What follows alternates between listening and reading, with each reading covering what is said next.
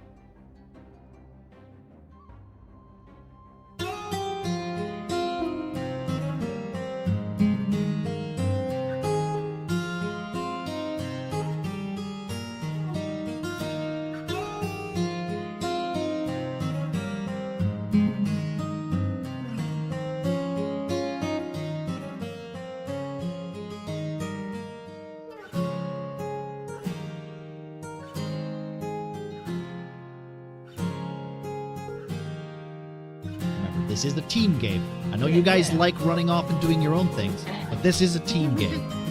Fuck did that kid go again? Where the fuck is he? All right. Step 1 is burb.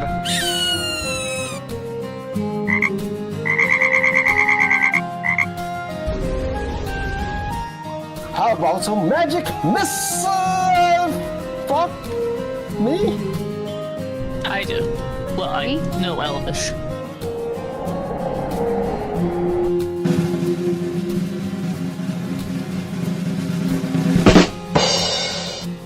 You know, keeping to myself, but you don't need to be afraid. Got lost in the woods and woke up in the cage.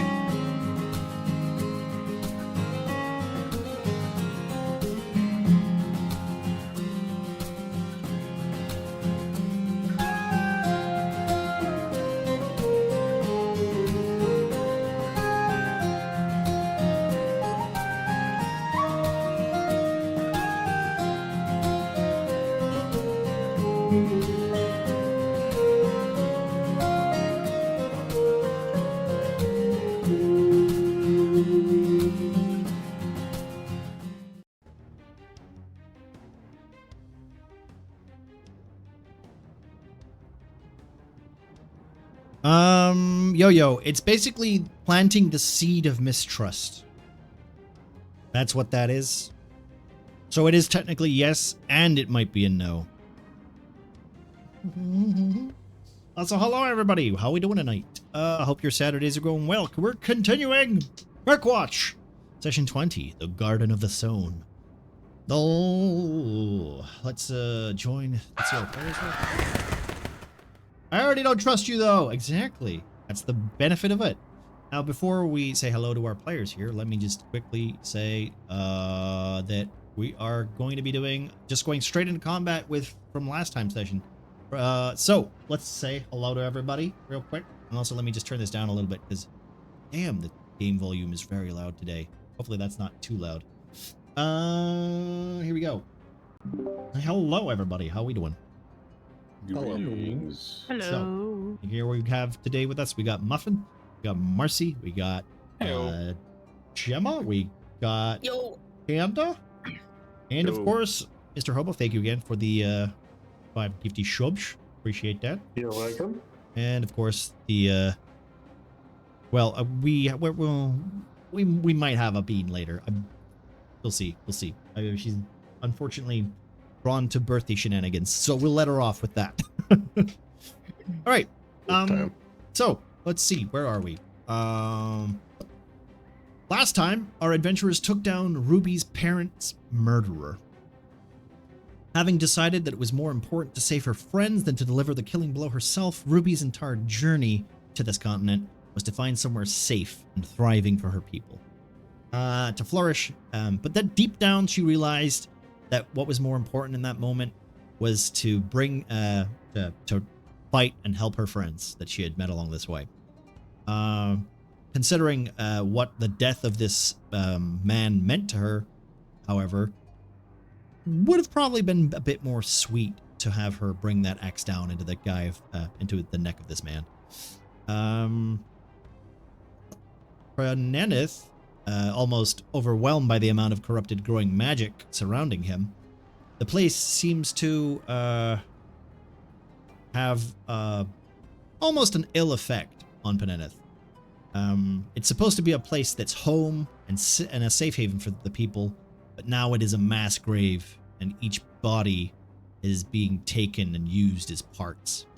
Bucket, unfortunately, now practically bare ass as the onslaught of monsters broke his armor, leaving him in nothing but his helmet and shield, while Derek battles his connection between himself and this so-called Sown parasite stuck to his arm.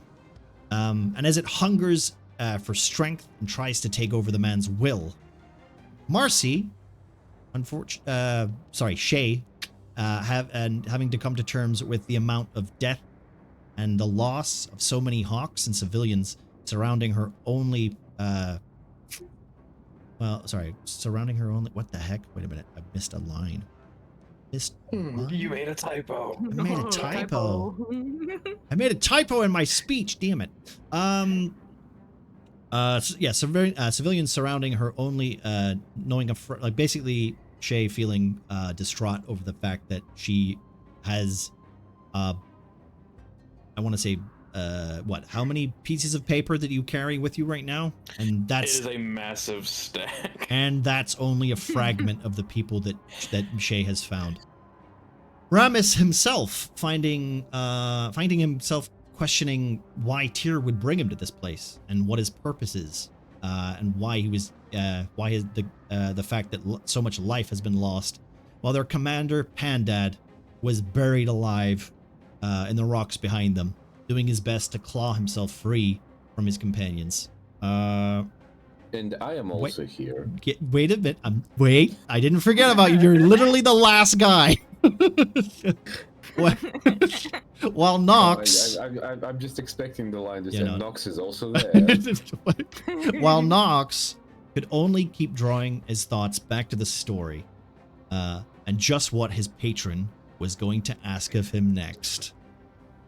Unfortunately for our heroes, they would have no time to take stock as the soft dirt begins to slip away, their feet being pulled from under them as they could hear the groaning crack of wood as branches snapped and twisted. Bucket glancing to Ramas as they lock eyes, in shock as vines curled around his feet, pulling him deep into the earth. Ramas, I would like you to make a dexterity saving throw.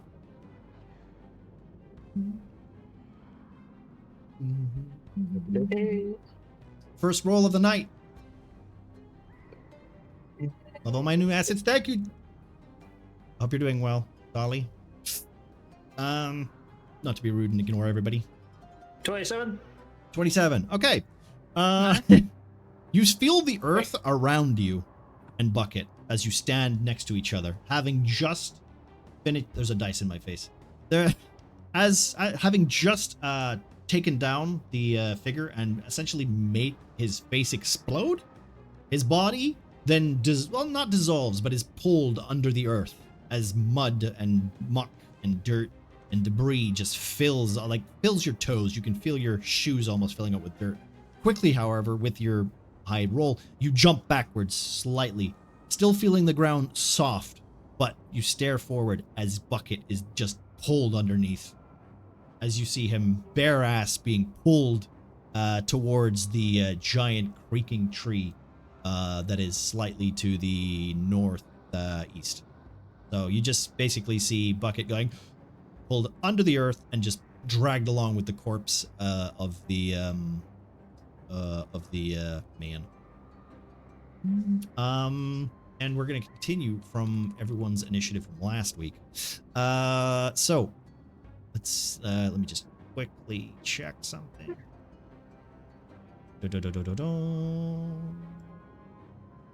Because I will say,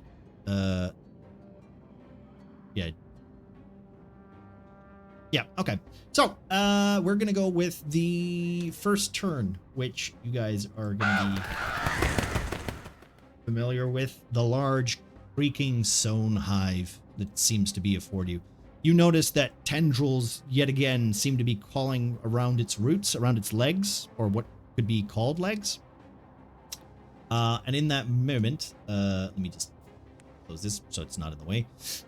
You notice that, like, they seem to be tightening up and then, like, pulling in as the tree, like, let's just say it's like a tree ant. It's, like, it has, like, open, like segments, like, almost, it's picking up these, like, corpses, lifting them up with the vine still, like, wrapped around them like almost like a cocoon, and it's just, like, dropping the bodies into its husk. As these, like, small, like, timber coffins seem to, like, just tighten, squeeze, and then pull itself straight into the insides of this Sown hive. Okay, I will say this. Let's go to... I'm gonna take it out of turn-based mode just for a moment. Ramas, can you can... I'll let you move back, like a couple feet, just because of your roll. Thank you. And then we'll do turn. Thank you. All right, so this thing is going to raise its arm, or what seems to be an extremity, and basically, like, as its arms, like, lift, and you feel like it's not, like, for a moment you feel like it's going to point at you guys, but what actually happens is, like, segments of the arms, like, of the forearms, just start to fall off as these small husk creatures start to pull themselves from the earth. Like, it's kind of like just dropping, like, seeds. And then it takes these creatures a turn to pull themselves up and stand upright, so they don't actually get a turn. Ramas! There you go, it's your turn, buddy. What are you doing?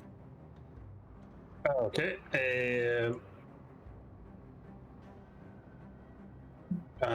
He is going to quickly around. Is there any sort of, other than the campfire and the burb, is there any, like, sort of flasks that maybe look like alchemist flasks or dragon fire or anything like that around? The only fire stuff that you are technically aware of is the campfire behind you, the empty barrels of dragon fire that were in the burning houses. There's bits of tinder and, like, almost like burnt out wood from the nearby wreckages. There are some empty crates in front of you. You don't really like. They look like they've been just like they're literally just to like hide behind for archers, or somebody's just been using it because you can see like arrows are impaled inside the. So it's been for for defense. It's been for defense mostly, not for storage. Okay. Is there any like don't want to say twigs, but like maybe small branches or that on the ground around? Around you kind of notice that there is just soft soil. Okay. All right. Ramas is going to. Can I just shape it though? Yeah, he's going to make his way back over to the campfire. 40 feet is back there. As he's doing that, he's kind of going to come back and say, just to the group around him. I think we have only dealt with the smaller one. The bigger, better one is on its way. And he will, he's going to dash towards. Oh shit! Can't pick myself up. Campfire, and try and find like the least, the log that's kind of just starting to like burn, like the one that maybe you can grab like the end of it. Okay, so like the most bit that seems like it would hold fire the long. I'll say this, like for like a torch almost. Yeah. Okay, you can do that for free action. I'll give you that. Okay. So it basically pick up, and then with the rest of the movements, those 10, so I'll move 30 feet back down towards the entranceway. Okay. You can turn a torch on. You got a torch. All right. There's Ramas being a hero, charging into a 50-foot gargantuan tree monster. All right, cool. I like it. Bucket. I will add from is I haven't seen the tree thing. I just heard something big. Okay. So there, he just kind of goes, oh. As it's Bucket's turn, all you hear is no. I heard nothing. Nothing. You might cut out there. Well, oh my god, he's dead. Oh no. It's Derek's turn. Okay. Well. Did you just do a little oh no in a mug or something? It was mostly no, just like a no. Okay. Derek. So basically, did I see the tree? You can see it standing up. Like you thought it was a tree to begin with, and then you felt your what hand is the staff in? The right hand.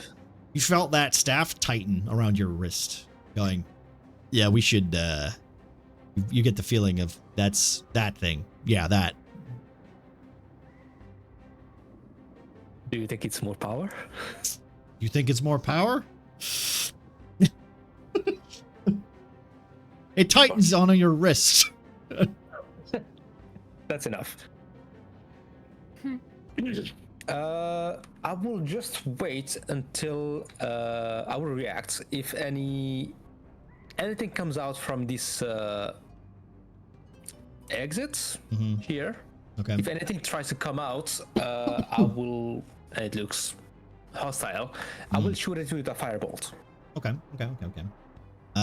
Be sure to remind me if I do something that does that, please. No worries. Also, Pandad, you have advantage. Or, well, you have inspiration, sorry. Sweet. Also, I wanna check Manic. Okay, yeah. I would ask the staff if any of those corpses around me are infected. You get a genuine yes. Yet. Make sure they stay down. Is that a command? Yeah. Wisdom. I need a wisdom roll. Not a saving throw, just a wisdom roll. Wisdom roll? It's the same. Yeah. Wait. Yeah. Well, it shouldn't be the same, right? Wisdom saving throw. Did I? Oh yeah, I didn't turn that on. Well, the difference is that he doesn't incur any negatives if he fails, technically. It's just he's using his staff, and this will answer if it answers or not, or if it does its own thing. Yeah, Like technically, the staff incurs a negative. Just a normal roll, right? Just a normal roll, yeah. 8. Ooh. Yeah. Hope your staff rolls low. The staff yep. it tightens again. Oh, your fucking stick is gonna kill us. All right. Is that everything, Dirk? Do you want to move, or are you good? Well, I'm dead anyway. If I will try to move a little bit further. No, I will stay around here. Okay. Nox.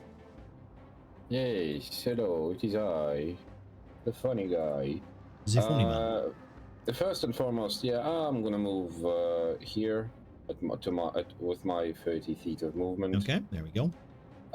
As I approach from mass, I assume I can do this as a bonus action and not a regular one. I'm gonna just give him one of the vials with alchemist fire, like the only vial of alchemist fire that I actually have. Okay, yeah, I'll say you can do that as a free action. We won't even make that a match. I'm just gonna give it and go. You're a better throw than me anyway. And while I'm perched up right behind him at a safe distance, I'm gonna basically like put. Yeah, I'm blasting. It's kind of. Yeah, I'm gonna split my rays between these two. Okay, those two, right? Yeah. So. Okay. Let's see that flop. Let's see how the rolls go. You only need to hit. You need to hit twice for each ray, right? Yeah, sure. Yeah, I think that's how it works. Should I roll to? Sure. I'm gonna roll separately. It's okay, fine. Go for it. Yeah, go for it. So, that is a hit. First one is a hit. Okay. First one is a hit. I'm gonna roll first hits.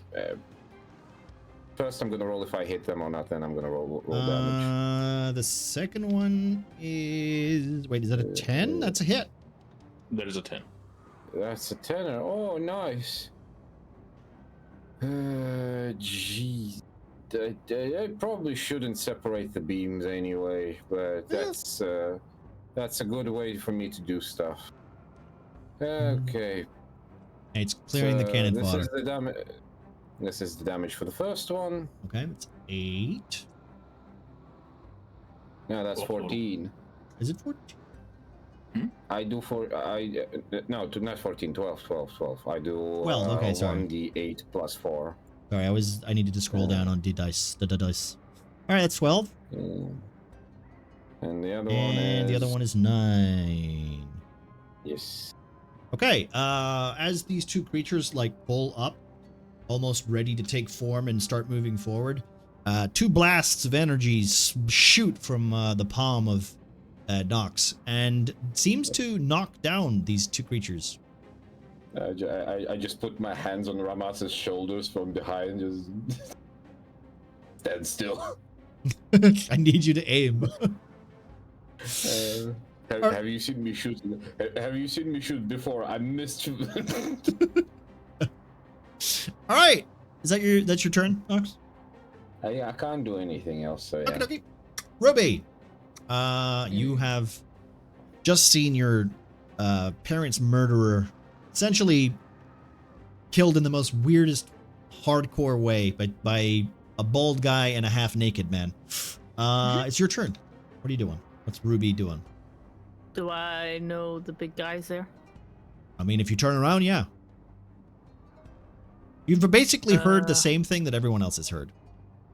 Okay, well, I'll turn around and I'll see him.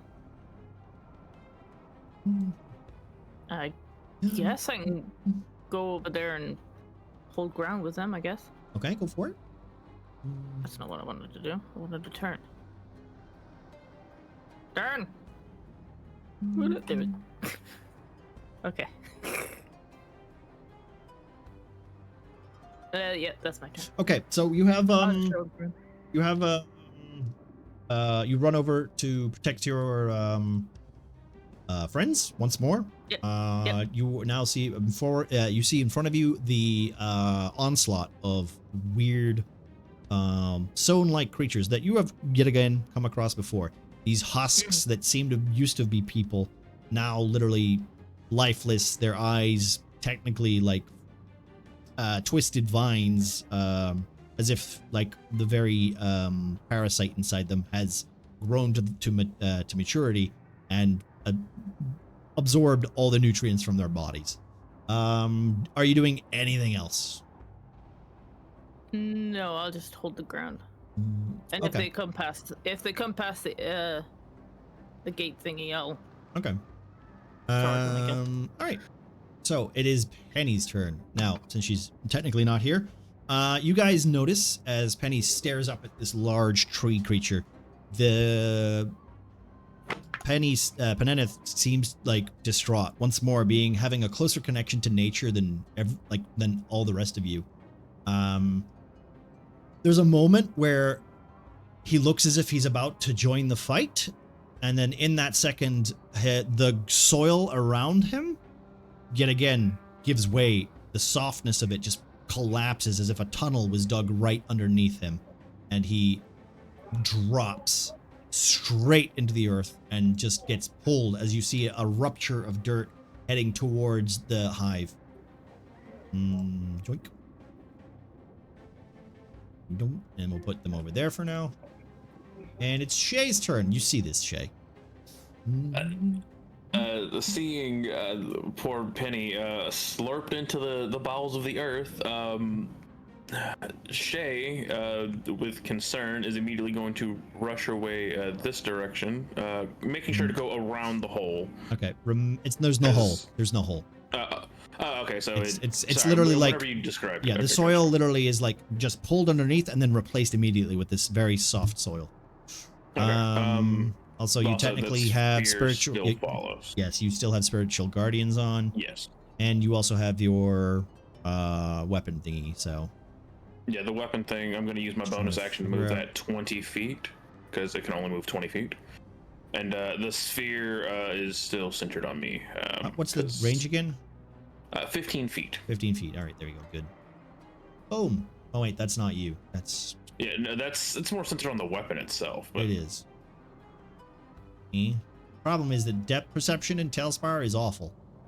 Yeah, and I wish I could do the. I know. The sphere yeah, it's thing, all right. It's okay. It's all right. Yeah. I mean, I need to learn. Okay, we all need to learn. Okay, everybody, remember, learning is the part of life. We're learning. We're learning together. Learning. All right. Okay. So. Oh shit! Let me just get that guy out of there. You guys don't know. You don't need to see him. Let me just.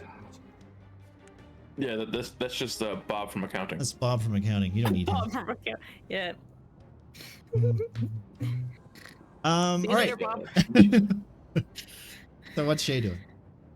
Once Shay rushes her movement speed, Oh, you all have inspiration, by the way, as well. Yay! That's actually both my action. Actually, no, because that's a bonus action to do that. How tall is the big guy, by the way? You can see it from where you're standing. Okay, so from where I am standing, he is within range of funny spells. Yeah. Like this thing is not like if it's like you could see it from where you came out in the cave. So Shay, having a rudimentary understanding of Peneneth's connection with nature and somehow the Sown for the most part, yep, is immediately going to pin blame on his slurping through the earth on the big guy, and upcast Guiding Bolt. So level 2 Guiding Bolt. That's how many d6 of that once it hits? So it's going to be 5d6 if it hits. Yeah. Yeah. Here we go. So you have inspiration. You have a D4 if you want to use it. Awesome. And also remember, it should be all right. So I need to see my spell shit real quick.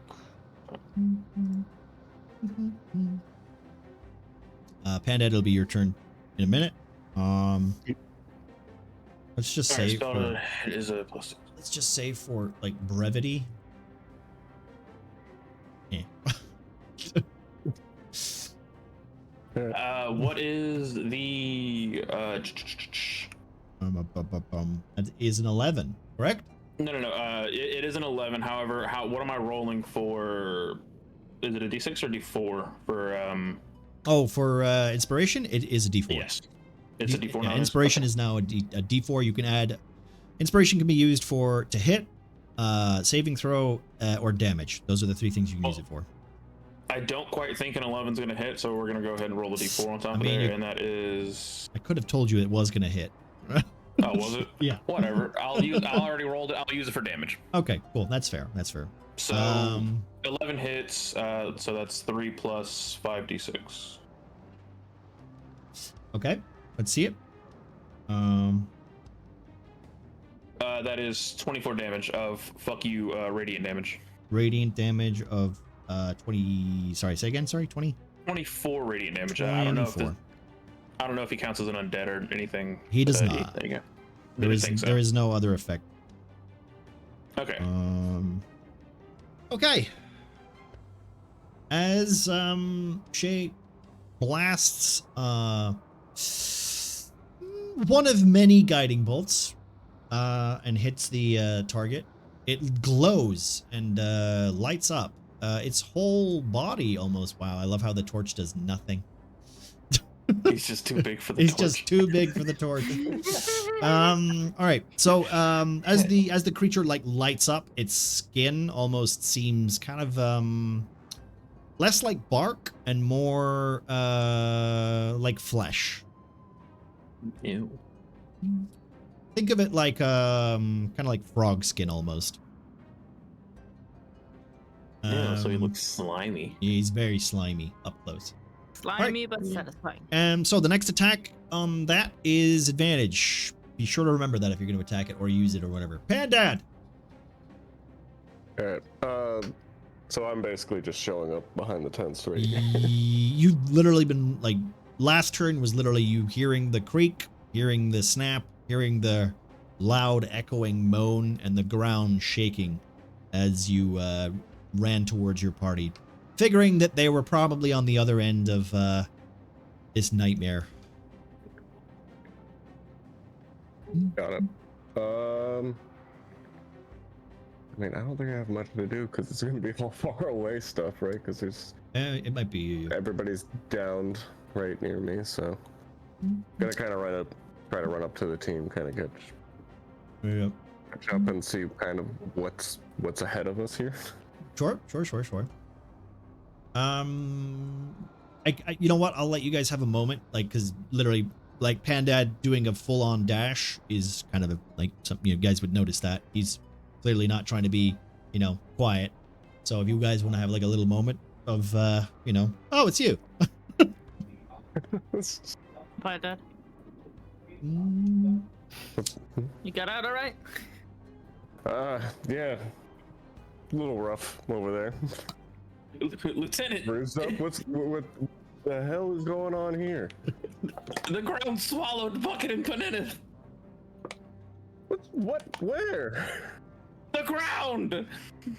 I'll say just as you get there, you do see like the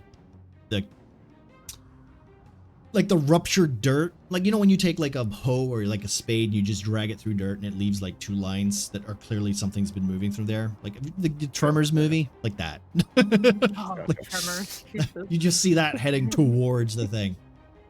And in fact, let's say for Bucket especially, you basically saw that, and then when he got to the fence, you heard a dunk, and then it just continued. Oh, jeez. So yeah. Don't they know Bucket can't swim? Can he not swim? Oh, I hope not. I don't know. I mean, I think he said he can't go near water or something. Or no, it was like, no, it doesn't matter. Okay. Is there anything else Pandad would like to do before we move on? I think I'm too far away from being able to do anything. Is anybody like really fucked up right now? Well, I mean, are we talking about hit points or are we just talking about Pengus in general? I mean, Why Thank we you, catch General. a Yes. strong bullet like that? I mean, you're sitting at the back. I figured I have to target one of you. yeah. I mean, I'm dashing up, so I can't really use an action anyways. Yeah, I don't think I have some like bonus action stuff, but it's not really like needed. Yeah, I think that's it. I mean, I'll say this: you could instill your commander aspect. You know, you are literally the lieutenant. Yeah, but Yeah, but no one listens to me. yeah, good part. What does this ground look like? I guess like it's just like in front of us. It seems like cement, and then it just touches dirt, and it's all tilled up. Basically, It's basically all of this ground. So, or like around you is like there's versions of like clumps of dirt. Most of it is soft. Pretty much all the way like around this area is very soft dirt, and you can kind of sense like even the concrete stuff.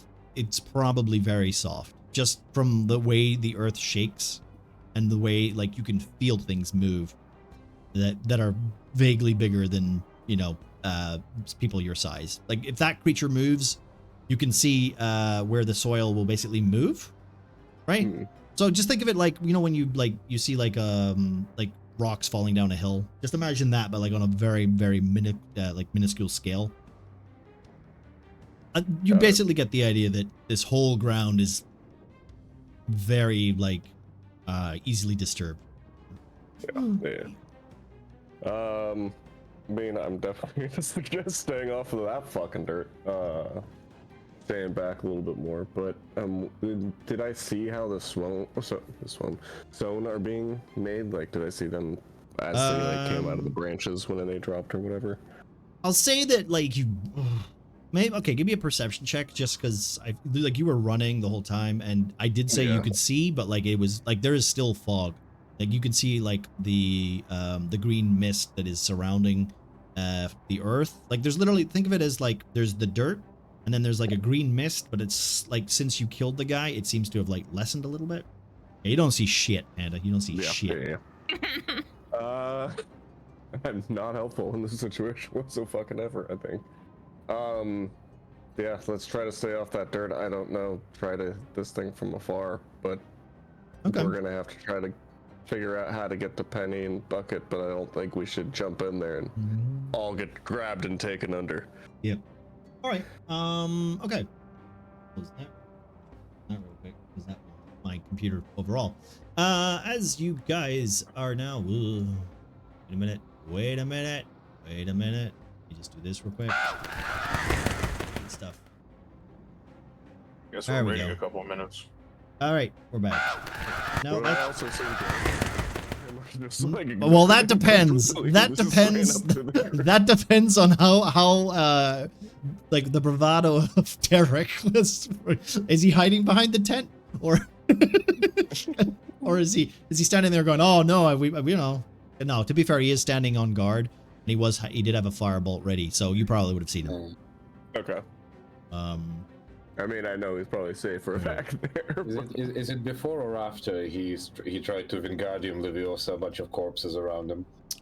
Well, let me see. All right, okay. So this creature here. Oh,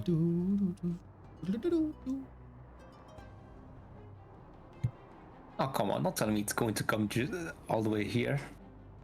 You know what? Let's do this first. That was a large radius. It was. I guess that's the first one I'm going to attack. I guess. Yeah, you can hit that. Yeah, that's the range you're allowed to roll for it. I'm just gonna continue moving everything well. Okay. Thank you for deleting everybody's inspirations now. Nice. I already used mine. Wow. I don't think I ever used one, and I don't think I ever had one in the previous session. Oh no, well no, No, like they don't everybody got one because somebody did a thingy. I gave you one too. Is this Hello. Oh, thanks. That was last. a bean? Well, good. When we get to Bean's turn, this will make things interesting. Hello, Bean. Hello. 19 on the guy. 19. Was that to hit or damage? Sorry, it's 19. No, damage. Damage. I did 21 in hit. Okay, yeah. Okay. Boom! It actually bursts into flames. It and then basically drops to the floor as it turns to ash. These things go. They seem to come forward again. These things are also dead. I'm just gonna delete these real quick. Here we go. Ramos, it's your turn, friend. Bean. Thank you. Appreciate that. Ramas is going to move up and start wailing at the first one he sees. Okay, good. And Damn you, Panda. Thank you. We appreciate it. Yeah, no problem, man. I didn't do nothing. It wasn't me. Wasn't you. Was all you. Cat jumped on the keyboard, I swear. 12. Well, that tree got big. The hit? That is a hit. You hit. Need to close that and bring that up. Yep. Okay. That's a hit. By the way, Ramos. That's a hit. Some 7 damage. Okay. You hit it, and its corpse seems to where are you hitting it? Just give me some flavor. I'm just as I'm running up, I'm just kind of like gut punching it, and then like with the left hand, and the idea is if it goes down, move on to the next one, and then right up that one is what I'm trying to do. What's your armor class? It's an 18. 52. Shit. Okay. As you hit it in the stomach, and you do that damage, it seems to and vomit, like projectile vomit at you. Luckily, it goes splashing right over your shoulder and misses, hitting the ground as the black paste that you are very familiar with seems to once more burn into the soil, and then slowly kind of forms like that soft soil, just like disappears into it very quickly.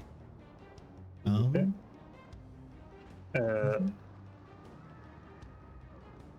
So I think it's still standing, yeah. It's still standing. Okay, well, in that case, I'm going to come around. I'm going to say extra attack, but I'll be confusing my other character again with... That's the problem when you play too much D&D. Too much D&D, too many characters. Too many monks. I do have an extra attack. Yeah, you are level 5, right? Yeah, as that. So, yeah, right hand on to hit it, so... So much for staying off. Well, to be fair, Panta, the dirt's everywhere. That's what I was asking. Either way. Yeah. That's a hit. Yes. Yeah. I will say this: they have an armor class of 10. So that's 9 damage. Okay, that is a hit. You hit it again. Wait, let me do this real quick. God damn it, Marcy. Thank you. Do not point it out. Okay, I won't point it out. I'm gonna feel bad killing you later. Wait, what? 7. That's a miss yet again. As you punch into the creature, its arm falls off, right? And as you do that, its arm falls off. It sprays like it's swinging its hand at you, like it's trying to punch you, but the arm then just like segments. And yet again, this black spray just seems to pour everywhere and miss you as you dodge quickly out of the way. Okay. I'm actually drinking potions. That's a bonus action, yeah. Okay, so the way potions work is if you drink a potion as an action, you get the full hit point for it, right? If it's a potion if you want to do like a status effect potion, that's just full on bonus action. You can do that for a bonus action. Gonna drink the potion of speed I've got. Potion of speed? Damn. All right. How will we do that? How many turns does that last for, by the way? Is for one. Is get the effective haste for a minute. Okay. Oh. 10 turns. Yeah. Let's just say for that purpose, we're gonna make you fly. Okay. Okay. So And yeah, and so get the another action. So I'm just going to punch this thing in front of me again. Okay. Go for it. Basically, just do the go to sleep, go to sleep, go to sleep, Go to sleep. Go to sleep. Go to sleep. Okay. As you okay, that's a hit. Right? It's a hit. Also, guess what? Oh shit. That's a one. All right. As you hit this for the third time, how much damage do you do? 11. Damn. All right. It's well, how do you want to kill it? Because it's dead. You break it. You broke it down into bits. It's basically a torso at this point. Yeah. So the first couple of shot blows are like to its torso. It's obviously been sick, and then the last one just it's sick of it getting sick on me. Ironically, I'm just gonna like try and swipe and rip its head off. Okay. Yep. As you do, you're careful that this black paste doesn't land on you. Yet again, you're very familiar with this stuff and how it essentially can infect and turn you.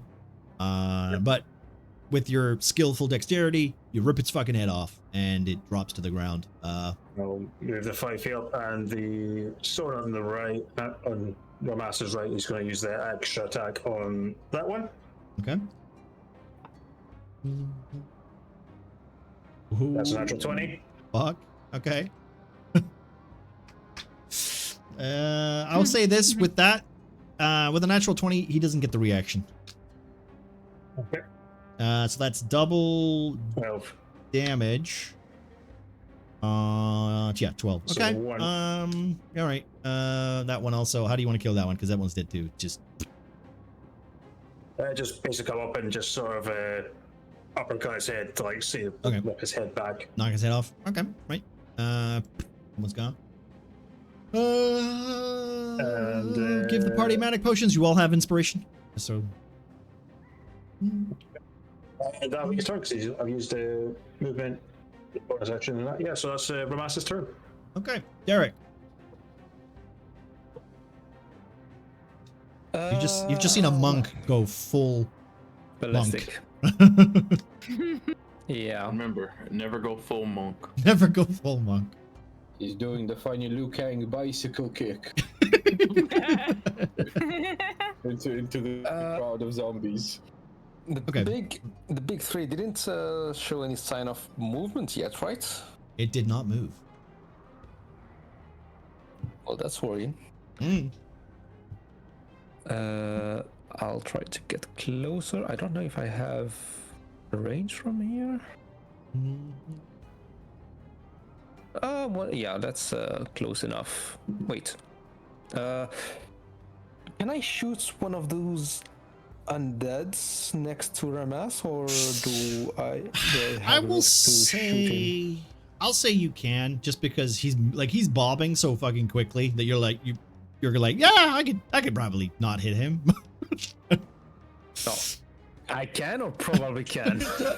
Well, that's fine. That's your thought process. I could maybe not hit him. Okay.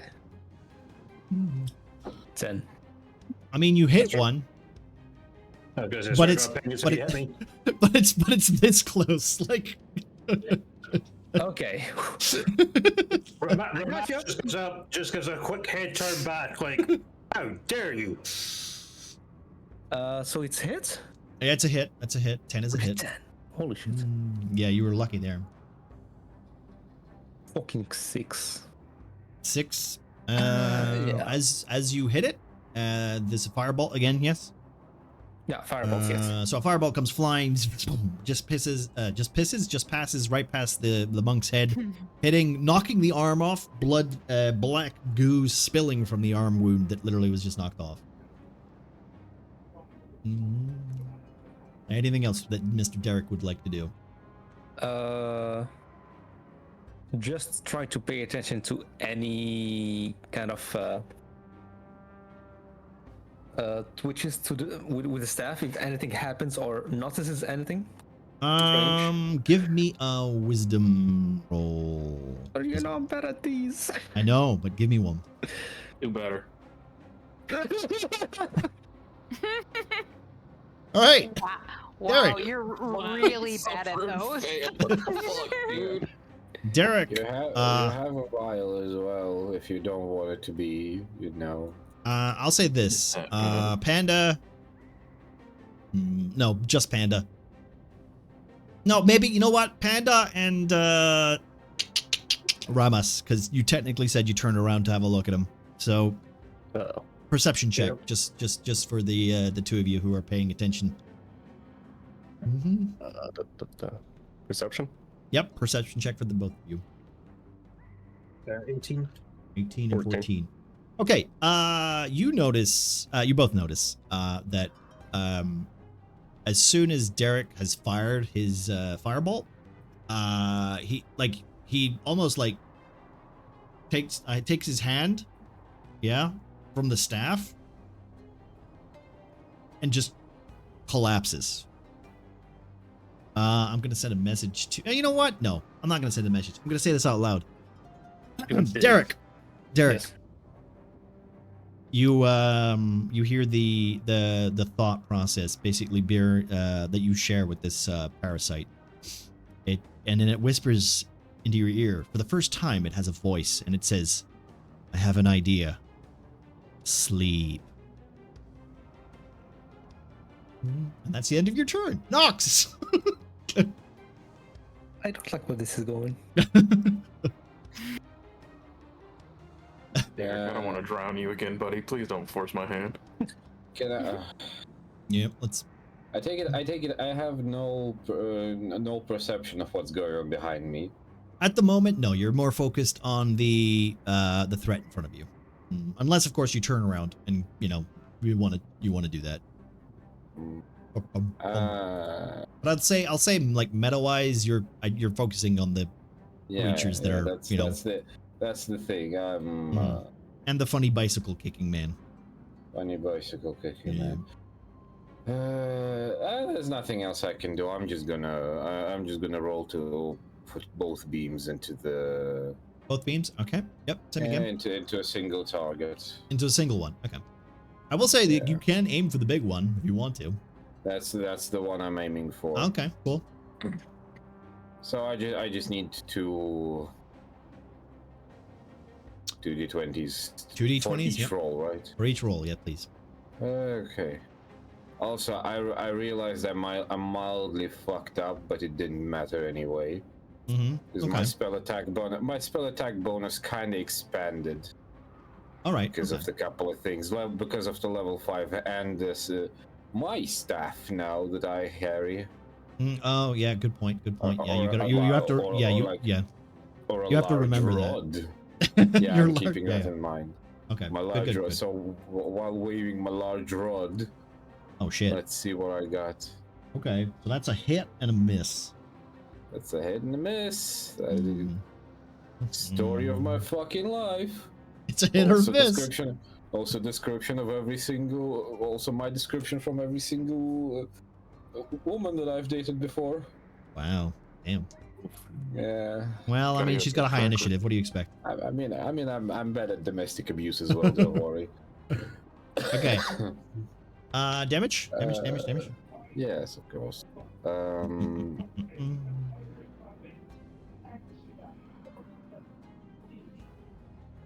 Ooh, okay. That's a little force smack in the middle of a thing. Pointing your shiny new rod, I guess, at the creature as these rays like shoot from your palm. As one of them completely misses, the creature moving its arm in a way that was just something you couldn't really predict. The other ray, however, hitting the chest, the centerpiece, as you can see this frog-like skin once more like shake like a tarp almost. Bits of soil and debris and what you can only assume is ichor drip from the creature. Droplets once more hitting the ground as the soil around it starts to stand up around it. Oh, that doesn't seem good.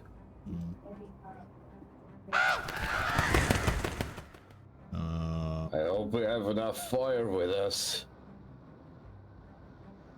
And with that, I end my turn.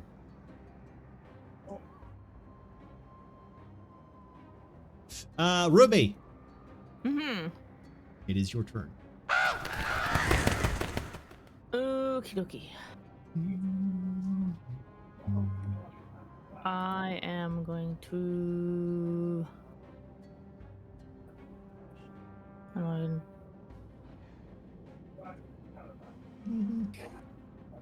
I think to get over there. Move forward. Right. Go Assisting into the monk. rage, Okay, you're raging. Nice. and I will attack the one in front of me. Okay, cool. I will say your rage literally means that I can't attack anyone besides you. That is how it works. I'm almost 100% sure of it. So there we go. Well, you That should have can. occurred too, but I whatever. can, but I have to roll a wisdom saving throw, right? Right. I have Okay. Yeah. no idea. All right. It works I kind of think like so. Sanctuary then. Okay. And I have the gauntlets too. D20. Roll the hit. Plus the And- rage is a 2. There you go. So I'll do that, and then Yep, plus yep, 2. yep. Rage is just 2 for damage, isn't it? It's not to hit. So Yeah. 12? That is no. That's 10. So that's a hit. But you do plus 2 No, for I- damage. Plus 2 for the rage. Yes, I didn't plus add 2. it on there, It's so. plus 2 damage. Plus 2 melee damage. Yeah, it's plus 2 melee damage. It's not to hit. So that was still a hit, but it wasn't 12. What? Roll Oh, damage. right. Damage. Yes, Oh, roll yeah. damage. Roll damage. My bad. Now you plus 2. Oh, okay. I got confused. That's okay. It's all right. 9 That plus would 2, be... 11. Yeah. Rage all right. actually doesn't say that you have to attack. There's no negative for not attacking, not the rage. Oh wait, no, she's got N- the. She's got a different version of rage. That's right. Yeah. My I did have Um, my mother or father, but Yeah, it's yeah. okay. Yeah. Well, we can do that for other things, but since we've got so many things going on, Yeah, that's we'll just pretend that technically everyone who is looking at Ruby right now sees an image of basically either her mother, like an older version of her, or like a man version of her. It's just the first creature she attacks has Yeah. a disadvantage on anything, so it's not all things. Just Okay, the that's first thing she attacked. I figured that's what it was because it's more like a taunt basically. Right. So that is sorry. How much damage? It was 11 damage. All right, 11. I need to roll this real quick. Oh, that is my second one of the evening. All right, it's dead. All right, Ruby. What else you doing?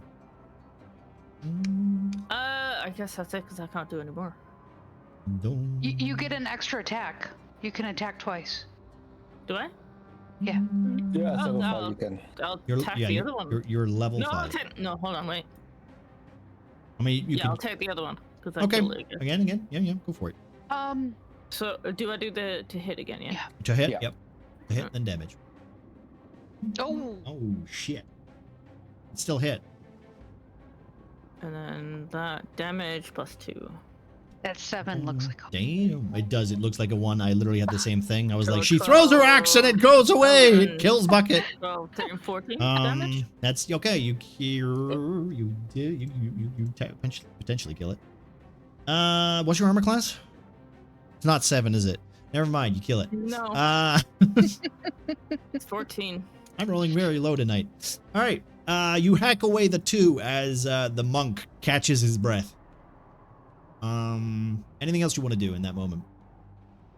Ask if he's all right. You all right there? You right there, Ramus? I'm absolutely fine, but let's get the big one. Sure thing. All right. Now this is where things get interesting. Bean. First, I apologize for the lateness and It's party okay. prep. It's okay. It's okay. so It's sorry. fine. We had a way of writing you technically out, but also not really, because this is essentially what happens. Penedith, literally 5-6 seconds ago, was staring up at this large, monstrous tree. Having such a connection with the way nature works in this world, or on this continent, it took you for a moment. It surprised you as your feet gave way, the dirt below collapsed, and dragged you into the earth, like someone had taken their hands and just pulled you under, like you had fallen into the ocean. For the last 6 seconds, you've been being pulled through dirt. Think of it like, I'm trying to think, like a foam bath. Like, you know, when you just, like when you run through foam. Like, I don't know if anyone's ever been to like those foam clubs or whatever. Like the dreams that you have and you can't run. Yeah, right? Yeah. Right. So you've been pulled through. I need a dexterity saving throw from Bean. Okay, saving this +4. Where do I do the +4 in DD dice? Is it after I pick it? Yeah, you pick the dice. Yeah, and you you pick the dice, then you pick Okay, here we go. And 22. Okay, 22. For a moment, you panic. This is not something that you've ever kind of experienced before, being yanked so violently. This isn't like the tree that I healed. That was No. As you're pulled through the earth, this is a, by the way, this is a success. I'll just say this is a success, not a failure. As you're pulled through the earth, you lean into it for a moment, but then you realize that if you fight it, you will only hurt yourself. So you take a moment, you take a deep breath, and you just let it happen. As that you're pulled through, you don't hit roots, you don't hit rocks, you don't hit anything. Like, you're just staying perfectly still to the point where, you feel your body released from this pressure of soil, and then you're pulled up as a large mass of bark, vines, and what you can only assume is like twigs and tree branches, leaves, etc., dead leaves, and that horrible sweet smell of ichor once more, as you are now in the grasp of this large titan-like treant. You get your move because you saved the dexterity saving throw. So there you go. Okay, can I have my character? It's invisible, or it's still under the ground. Yes, give me. Yeah, you were still technically under the ground. So let me do that for you real quick. All right. So as Penny. Oh, I should also say, sorry to interrupt. You also see Limbo or Bucket on the other side in the other hand, but he's unconscious. Okay. He's right in front of me like that? Well, basically, he's in one hand and you're in the other. Oh, we're in the hand. Oh, we're in the hands of the. Okay, he picked us up. Oh. Okay. Okay. Well, that's not what I wanted to do. This is so ranged attacks would not be good. You'll be at disadvantage because you're literally. Yeah. Right. Oh. Yeah, but he's holding me, so okay. Yep. Mm-hmm. Yeah. So Penny coming awake, or coming to his senses and seeing where he is, just instinctually, because fire is his friend, is gonna cast Burning Hands. Can I cast that at 3rd level? Okay, yeah, you can if you want. Mm-hmm. Yeah, because it's just a big old reaction. Yeah. And so that's a dex saving throw for the Trent. 16. Dexterity saving throw. Whoops, that is the wrong dice. Don't even look at that one. 6. So that's +2. So not 16. 8. No, not 16. 8. So he's gonna take 5d6 damage. Fire okay, damage. You want to roll that damage? 5. Mm-hmm. And it's just straight 5d6. There's no modifiers on that. And 5d6. Come on, baby, big money. 18. Not big, but enough. I mean, he is literally a giant mass of wood, so.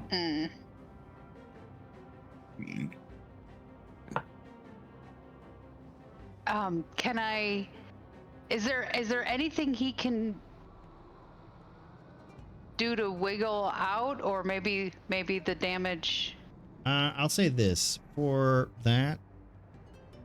As you take your palms, And I'm spread them aiming out. up at his face, not at. You're aiming Bucket, at his obvi- face? I'm Okay, aiming up, just up his arm towards his, just the whole thing holding me. I just reach my hands out and, yeah.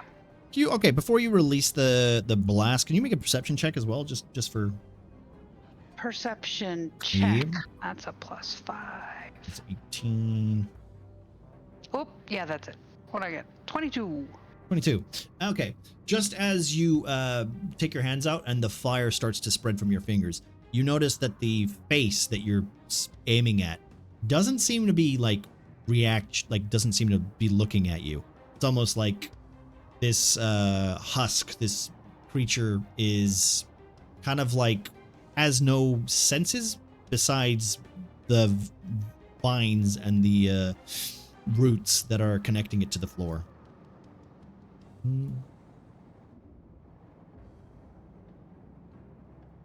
Thus giving me an opportunity to change the direction I spray my fire. No, I'm just literally telling you Okay. that its face is technically not a face. Got it. Yeah. Okay. All right. Anything else that you want to try to do, or So you said it you wanted to? It doesn't drop me. It doesn't drop you. The black goo that seems to be now coating you because you're in its hands. It seems to yet again itch at your skin. You've always had this kind of natural resistance to the Sown parasite goo, but this seems to itch almost like you've got hives as it slowly seeps into your skin or onto your fabrics.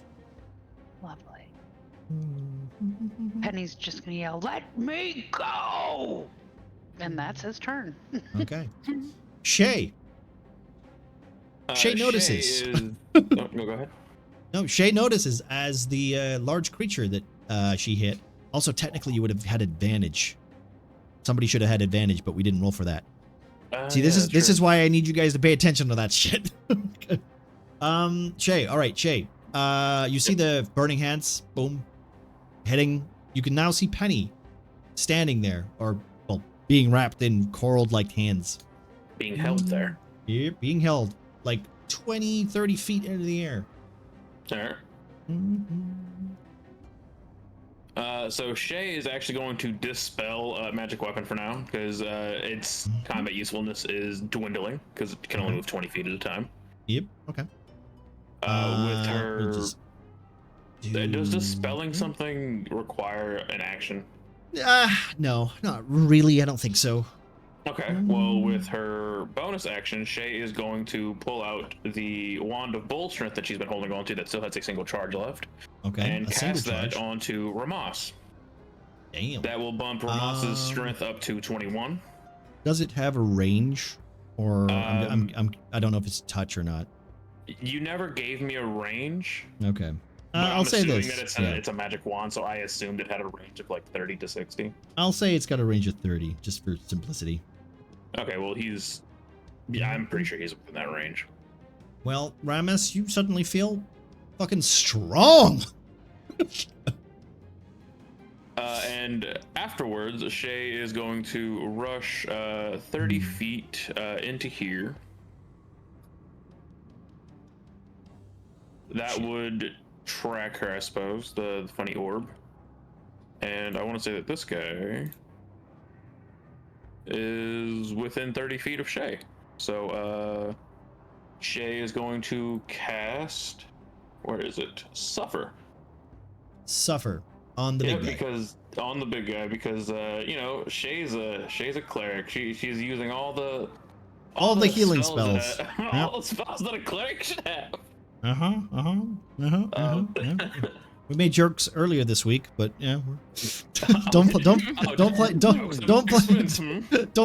into the stereotype. It's fine. I'm not. This is just anyway. All right, so let's see. They succeed. Did they take half as much?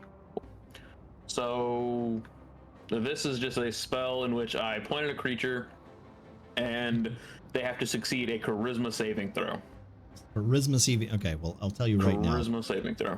This is going to be a weird one because this thing has no charisma. So.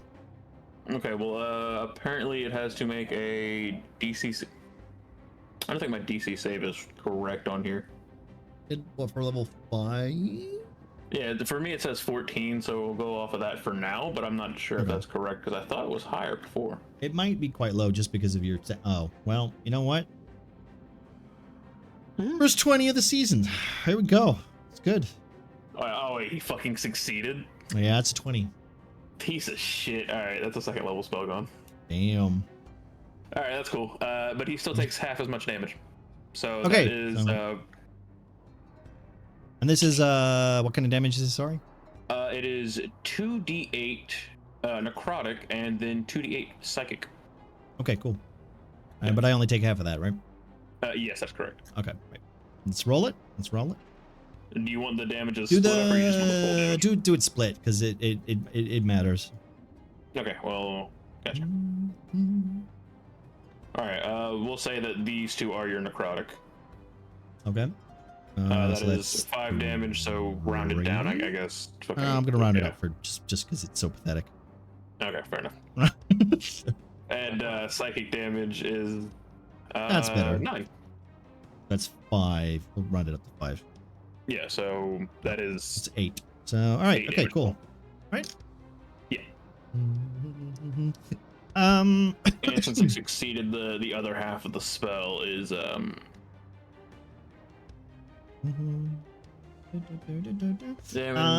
Can you have roll... advantage on strength and dexterity ability checks for 1 minute.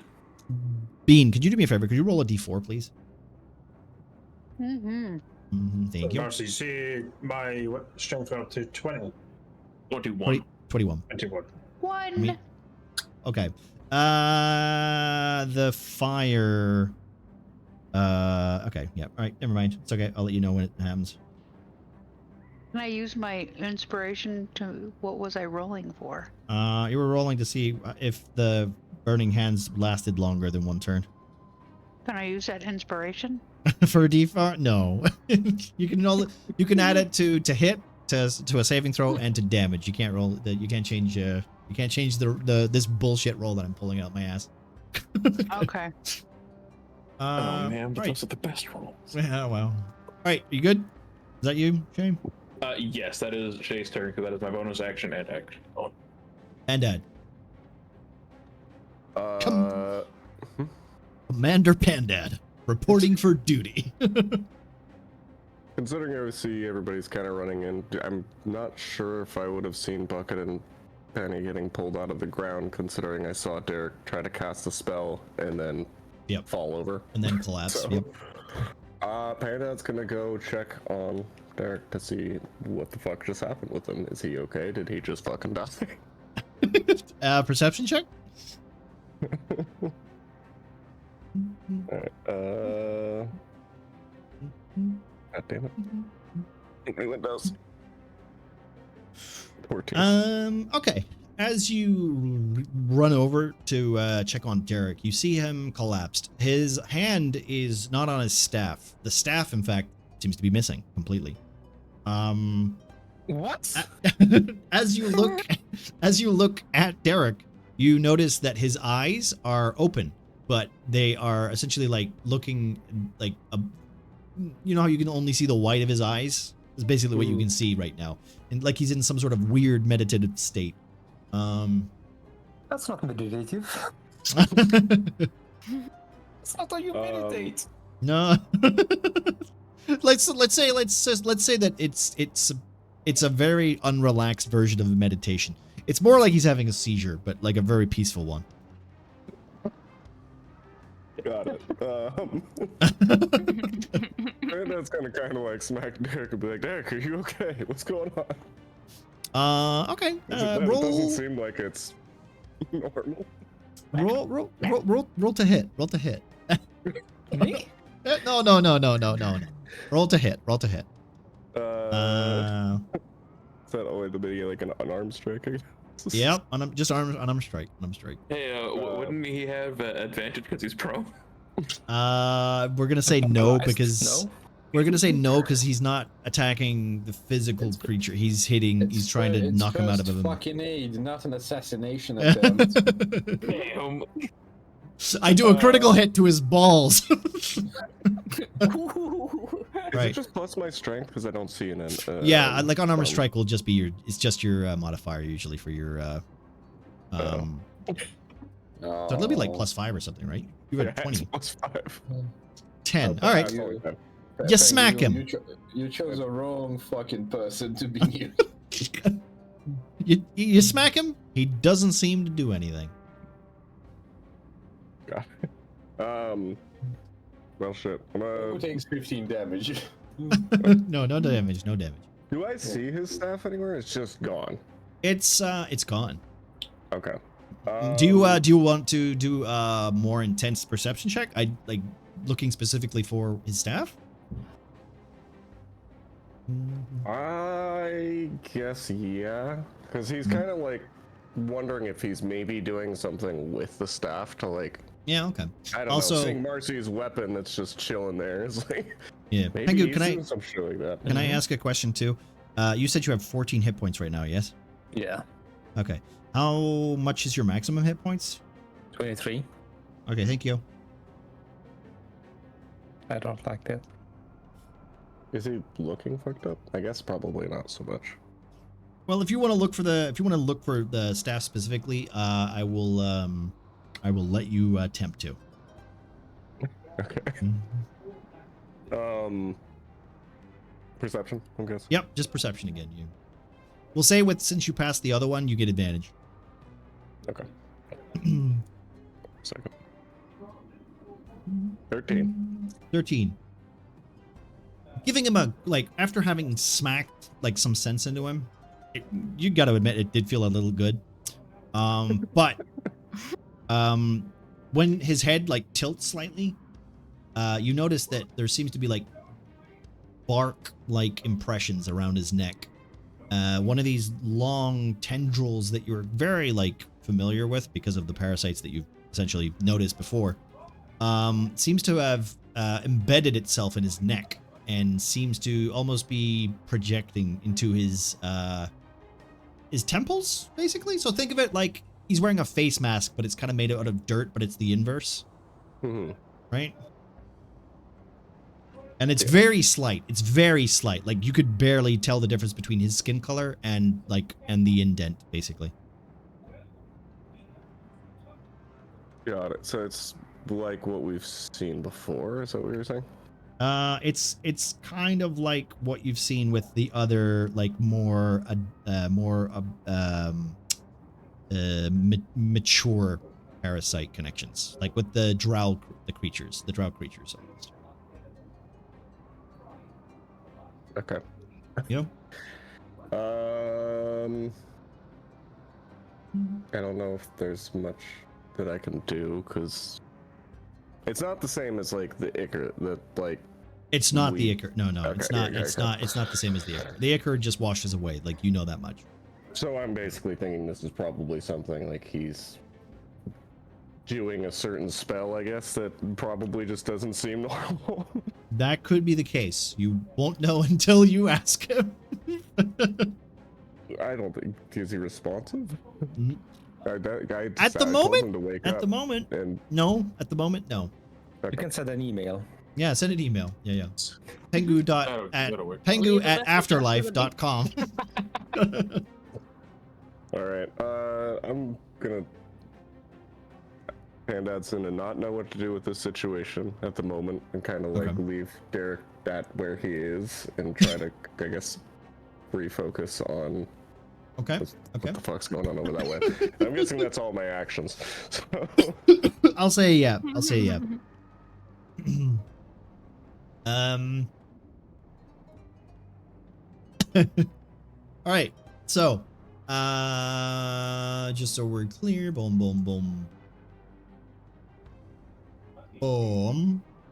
Right. Okay. Let me just do this real quickly. Let's do bucket first. Sorry, unless you wanted to say something. You want to say something? Go for it. I probably would have let Nox kind of know, like, hey, Yeah, go for it. Yeah, go for it. something's up weird with fucking Derek back there. He kind of fell over. He's got some weird shit going on with his neck. I assume I just give a nod. Okay. Okay. Currently concentrating on a big fuck off tree. Peneneth, as you see the fire blazing, taking root, basically shining some of that black goo, only for like Bucket to go oh, and then you notice like the creature swinging its arm as he is thrown into the building, like literally just thrown straight into the building, and he hits the building and almost bouncing off the roof. And we hear a gong sound. You hear a gong sound as he takes Oh no. Sorry, Bucket. But because he just freaked out, right? 27 damage. Bucket.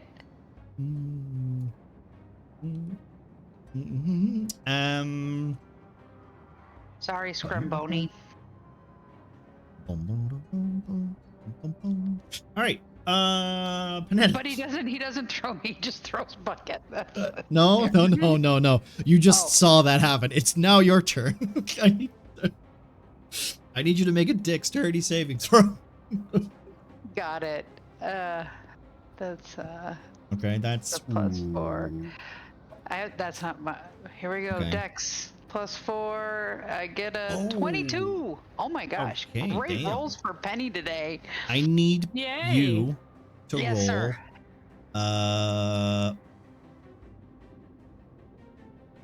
8. I need you to roll a d8. Just a bald D8. Just a bald d8. Oh, bald ass D8. 7. Damn. Maybe All right. I didn't want a big number there.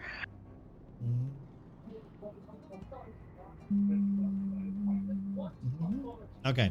It's almost like just by coincidence that he does the same thing to you. But you take half of this damage. Oops. 1, 2, 3, 4, 5. I need to roll one more. Sorry, my bad. So you take half of that. So that's 32. So you take 16. 16. Yeah. Oh, that's a lot of owie. Yep. Okay, 16. And you damage. are thrown, and you land basically to the side. You're also knocked prone because you were prone. With great strength. I regret seeing that I could have done Misty Step as a bonus action on my last turn. Oh, if that was a reaction, you could have done that. Yeah, I don't think it is. I've been looking at it, and I'm Yeah. like, well, I'm going to definitely do that next, but why not? Misty Step Okay. is a bonus action. Yeah. That's it. It doesn't say reaction. And then we're gonna have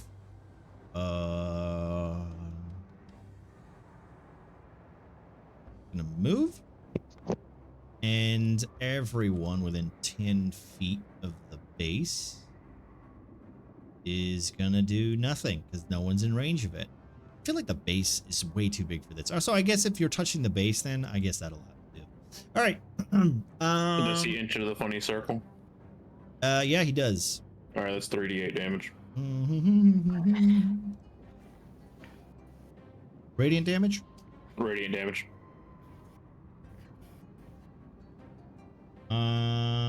Wow, we rolled the same. What are the chances? Apparently a 1-to-1. Okay. And since it sees the shiny, you know what? No, that's unfair. We're gonna hit. You know, Pengu. You know what? Roll us a d6. I'm fighting my. Okay. You just roll a d6. This is just to see who the creature is gonna kick. Oh, well, 6. Oh, all right. Well, Ruby, sorry. Oh, great. Damn. Nothing personal, kid. Oh shit! What is your armor nice. class? Damn, that is a miss. That's a miss. It doesn't matter. It does basically. It does like a running kick almost. Its leg comes up, or what you would assume is a leg. You can see all these vines and like torn what you can only assume is like plant life, but it smells like sinew and muscle, and this creature is clearly not just a tree. And that's thing's turn. This thing here. Yep. Oh, yep. Why did you roll 3d8? I'm a little. I know I rolled because I was gonna do the damage and just move on, but like you rolled at the same time. That's all. Oh, okay. That's all. That's all. I was getting ahead of myself. That's all. Understood. Sorry, I have these things to move too. I feel like that's gonna take 3D. You want to roll 3D 8 for each of these? Either that, or are these classified as undead? They're technically not undead. Okay, well, if they're technically not undead, yeah, I'll roll 3d8 for each of them, I suppose. That's 18 for one of them. Okay. 16 for another. Okay. And 17 for the last. How many are there? There's 3. So Okay, we're just well, gonna roll this. Yeah. That one explodes, dies. Cool. This one explodes, dies. That one explodes, and Gemma, I need you to take roll a d20 real quick. Just a standard d20. Oh, okay. Right. Well,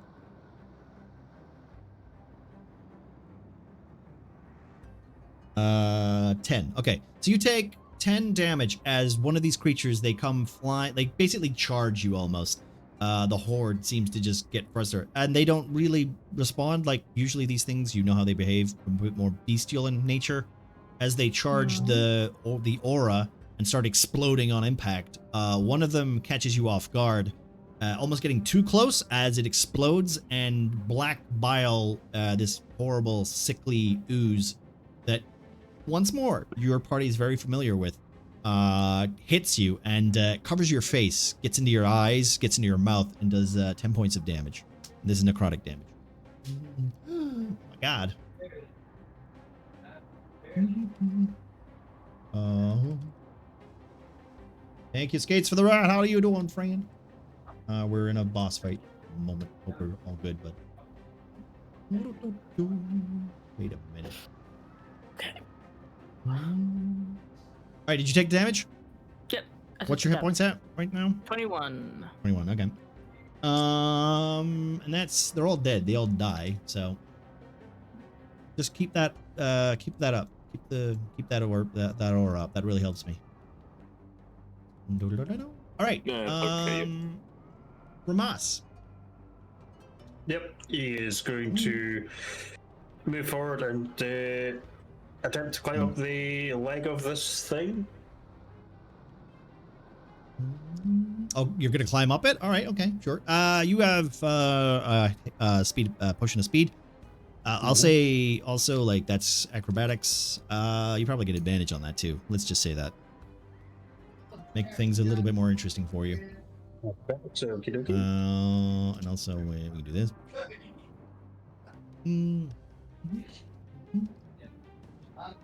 That's a natural 20 on the advantage. Natural 20. All right. So you, what do you want to do? Like you're climbing up this creature. Basically, I'm going to climb up, get to around its sort of like mid torso, like effectively Mid-torso? where like the neck and chest would meet. Okay, that's about like 50 feet into the. That's about 50 feet of climbing. So we'll say with your natural 20, when it goes to kick Ruby and misses, you take the moment to basically do a Legolas, like latch onto it and use the momentum to climb up it, running along the leg, moving to the arm and then moving back up, then up to the shoulder, and boom, you're. We'll say you managed to get there quite easily, like. And then I'm going to start wheeling on it. Okay.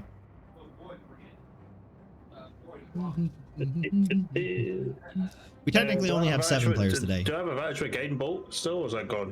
That's gone. That's gone. That is cool. There you go. 12. That is hit.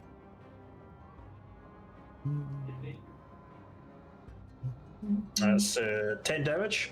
10 Don't damage. forget about any damage bonuses you would get from the 21 strength. All my damage is from Dex based. Dexterity. 25 to hit. Yep. That's a hit. It's 6 damage, and then he's going to flurry of blows. Okay. Oh no, sorry, that was attack action, so I've got another, because of my thing of attack action, and then I'll flurry of blows, so. Okay. Wow. 10. 10 is still a hit. 10 damage. That is okay. Yep. 15, so over your hit. That is a hit. 8 Monks, damage. they just have all the attacks. And then, so that's my attack action from a speed. Who gave that man potion, a was it who gave that man a potion of speed? Hey, there was there for a second. I took it. So flurry of blows. So key points Okay, and 2 yep, more yep. attacks. Boom. And what I'll do is I'll just roll the 2 attacks. Yeah. So it's 14. That's 21. So yeah. Yep, both hits. And then 2 damages. That's 1. Damn. Fuck me. That's his And 7. Okay. You will notice from wailing on it, like a couple of like,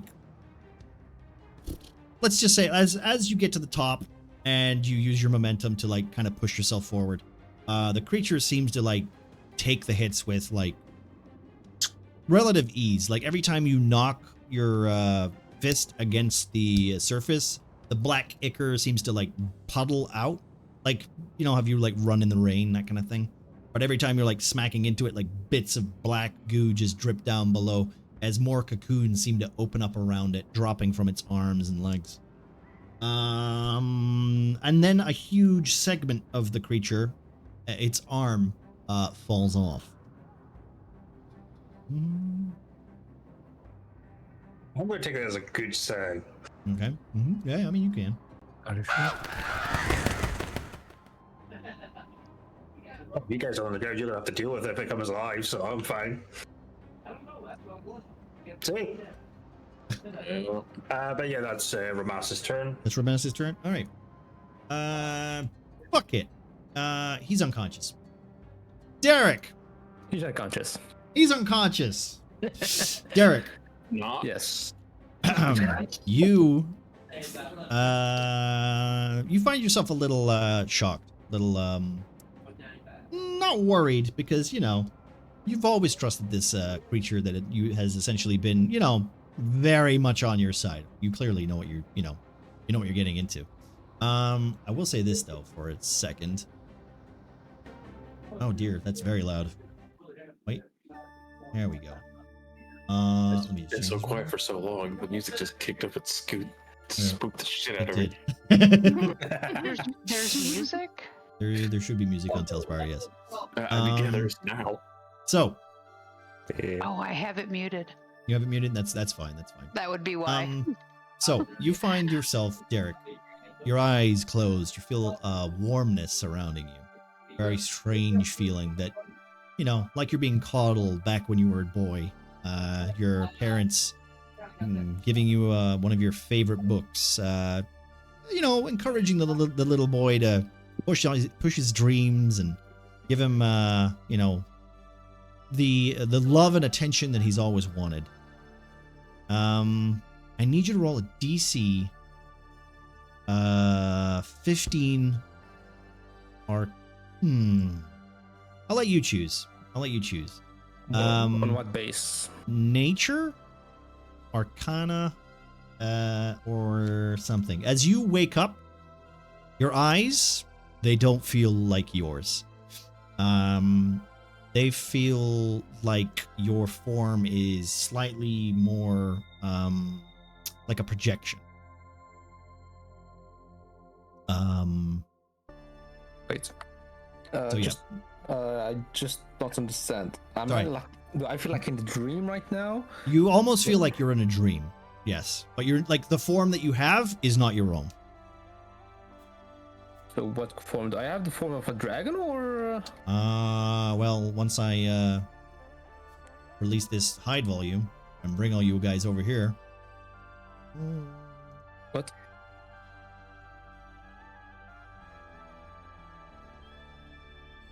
You find yourself in the form of Staffy. Oh no. I am the staff. You are the staff. And before you right now, you see a familiar figure wearing a hood. Are there supposed to be people in this map or not? They will be. Give me a second. Let me see. Okay. Where is... Can I just grab you? Oh, we'll use you. Yeah, Right, we'll use I think you. you need to grab me. Yeah, I'll you use can you. grab There you go. Croaker Right. anytime you want. Does that work? Yeah. Okay. You guys see? Mhm. Yeah. Okay. So, you see Staffy, the form that you currently now take, wriggling on the ground, growing slightly bigger, enlarging himself in a certain way as he begins to plant himself in the soil. I need your Arcana check or your nature check. This is with your stats. It will be well, Arcana, I Okay. guess. Don't worry, Ross. Things will make sense soon. 22. 22. All right. You bring yourself back to the memories of you as a boy. Probably your grandpappy or maybe your grandmother, leading you in through through one of the many halls, telling you you're gonna be a great wizard, Harry, all that jazz. And there's a story that that someone close to you basically took to you, and he told you about a place called the Feywild, and how its connection to reality seems to be warped and almost exaggerated. And the only thing that you can see around you right now seems to just hit those same notes. The pages of this book coming to life right in front of you as you are this weird parasite creature taking essentially the form of something that seems to be a bit more sentient than just an average creature. Okay. And that hooded figure is the same one that we fought. That is the figure that's face exploded last session. Okay.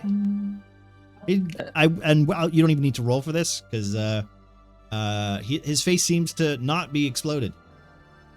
Well, that would make sense. Mm-hmm. And the thing in front of it is The thing in front of it? Okay. Let me just read off to you. It's a solid green mass in the center. Ahead of you, but it seems to be coated in a jet black ooze. As the familiar figure stands before you, the bright hue of the glow seems to fade slightly as this figure seems to be casting some sort of ritual on this object. I will say, if you want to make another Arcana check. yep, right on it. Another Okay. 22. You can surmise that this device, this object, is perhaps a Feywild version of a mythal. It's clearly a connection between this realm and your realm that seems to be being corrupted, being strangely augmented in a way that has had an effect on both realms. This one, however, as you take a closer look around you, you see small fey creatures like fairies and all these like majestic, like magical, whimsious creatures that you've heard from your fairy tales. They all seem to be like curled up and wrapped in vines and almost like they're sleeping. Not even like trying to fight back against this. as the man in front of you seems to be continuing his ritual with no one stopping. I believe that I can't move, right? Because I'm still a staff. Would you like to try to move? Just so I know, are these like little crystals like linked to the staff itself, or? No, the little crystals. These little crystals seem to be glowing stones that are in the dirt. They seem to be forming. From what you can gather, like these clearly have some sort of magic to them, and they should be. I'll say this with your roll, they should be green. Okay. They should be green. You can assume that this magic is definitely a warped version that should not be on this realm. I try to approach the hooded figure. Okay. If I can move, right? I can move. I will. I'm gonna literally give you permission for. Oh. Or Staffy. Well. I don't. Well, by the way, I will just say this: you have the exact same stats as you do, but you're playing a stick right now. Why did you compare me to a stick? But the worst, like, think of it as you're a giant stick insect at this moment. Literally no difference. You're a big tentacle. Okay, so I approach. Wait, not that close. Does the man notice me? As he does he notice you? As you start moving towards him, you're not doing it stealthily. You're just literally walking up to him. Yeah. All right. He's waiting for me because I'm a sown creature too, right? He turns and then looks at the creature that you are. Roll a deception check. Okay.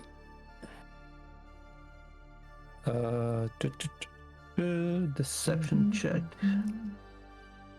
+0. Nice. Okay, here we go. I will use my inspiration. Oh, you're gonna use your inspiration? I don't think that's gonna help. No, that's not going to That's help. not gonna help. Okay, as you approach, the man who you are very familiar with because of your last combat, you saw his death. He turns, stares into this creature, and says, "You are most certainly tenacious, but there is no stopping my master's will." And he then leans back, putting his hand on the green surface, as you see the tendrils from his fingers start to wrap the green structure in front of you. And he seems to be ignoring you. Can I cast spells? Would you like to try? Hell yeah. Okay.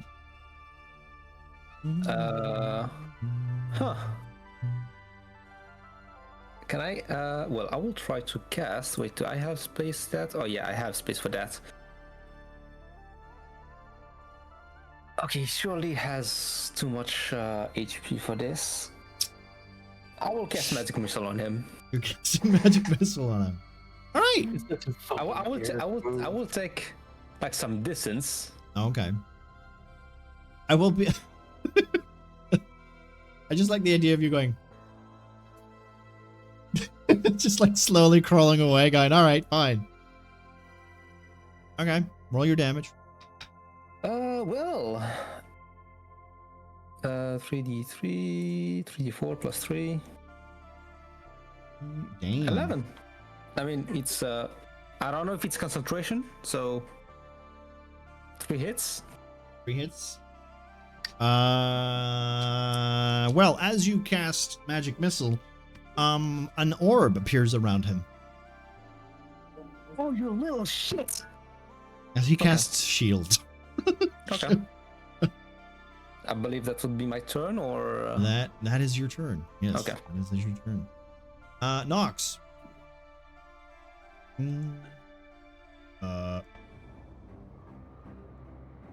Sorry if I scare you guys. The music needs to be changed volume-wise. Oh, everything is so dark and menacing again. Yep. Okay, yeah. I'm just sitting here like the entire time the cutscene played out. I'm just sitting here watching all the fucking dice catch up and yeah, okay. 3D dice. Oof. Manic rolling.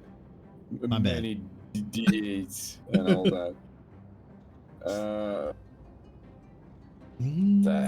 I'm just waiting. I don't even know. Oh, Penana's rolling something. Cool. You might want to just refresh that or close it for now and just use Tailspore. No, I'm going to wait. I'm using this spectacular tool. I'm refreshing it. Don't worry. So using listening to the command of the lieutenant, I'm just gonna make a couple of steps towards the empty plot where Derek used to Derek be, is but now it's Derek is sitting. Steffi. Okay. Yeah. Well, Derek technically sitting. Yeah. Yeah. Man, can you put my character back? I have this tentacle anyway, so. Oh yeah. Okay, I can do that. Yeah. I'm just going. Look how well. Yeah. Continue. Right there, bud. I'm gonna roll. I suppose I need to roll insight, perception. Yeah. What do you yeah. want If you want to roll specific? insight, go for Like, insight. I wish to. I don't know. Try and I wish to understand what's evaluate happening. His Yeah, go for I it. wish to evaluate his situation. I might have to roll Arcana as well a bit later. Go for insight. Seems if his melee seems to be with a magical nature. Go for insight, just because. It's irrelevant which one I use. They have the same mod for me. Yeah. So. Yeah. Just roll. Right. 10. Okay. So. Okay, it's 11. As you look at the man. Should I use my Give me a second. Can I use the potion? I'm gonna use the potion to do this better. Simply because there's a high chance of me losing it if I don't use it again. Yeah. Go for it then. Go for it. Literally just been in the last session and in this one, there have been occurrences where I got the potion and then it was removed. After I ended my turn, and before I got my turn, it's been removed. So. Well, that's what they're for, right? And that happened several times. So well, the more you go on about it, the more they're going to remove your goddamn. Yeah. Okay, 12. 12. Hey, that was pretty good. That didn't Muffin. help at all. Muffin. As Nox leans over and looks and says, "Hey, you all right?" You hear the voice of Avishal. This one is no longer on the realm. We can join him if you like. Shit. Yes. What is your decision? Bad boys. What you gonna do? Fuck it. I'm going in before I use my actions. Okay, right. But so you just say I'm going in and then pass out immediately. Do I see that? Yes. You just hear a fucking dragonborn slam into the dirt. Pandak's just like standing there with his arms out, like, what the fuck? All right. Okay. Oh God, this is fun. Absolutely idiotic. Wait a minute. As well. No, or you get it? No, wait. Back to the Feywild. Okay. Frog. As you feel your form, you close your eyes for a second, only to awaken and see that your form is almost, actually, kind of different, but very similar, as you have taken the form of Avishal, a broom. a spirit-like image of your patron. I will say this. I need to give you property. I need to give you rights to it so that you can control him.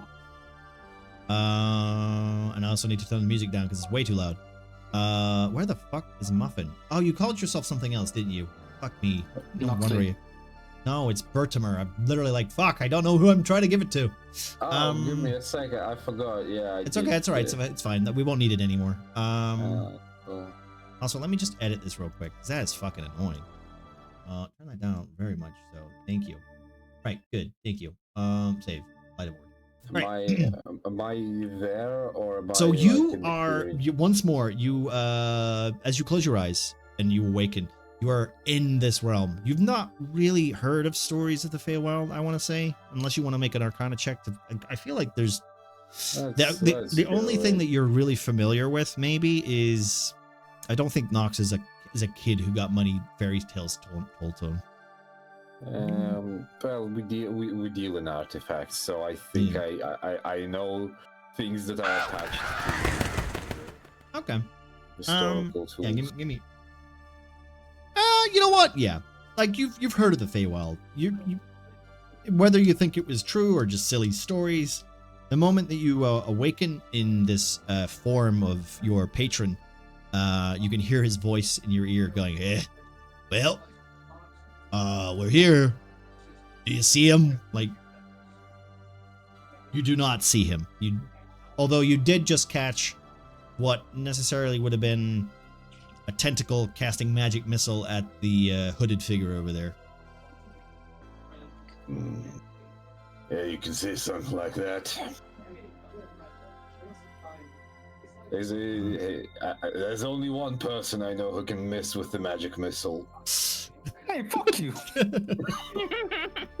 That's the second time, Pengu. That's the second time. All right. So what are you doing? What are you doing? You have your actions. You've got your movement. I'm going through the fucking bushes. Okay. Just go, hey.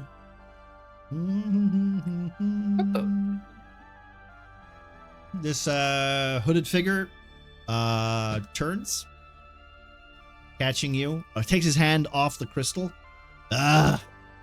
Leave me to work. And he brings his hands together like he's casting a spell. And you get to do your action first. Give me a second. That was... He's already used his reaction this turn, so he can't do it again. No, I understand. I'm just checking. It's been 20 feet. I'm gonna make a couple more steps just to wrap it to 10 feet. Just to stand next to him, next to the funny tentacle creature. Yeah. I assume it's more like a stick bug. I'll say this, from what you are aware of via the Sown, like this parasite doesn't seem like it's aggressive, doesn't seem to be acting like the most Sown.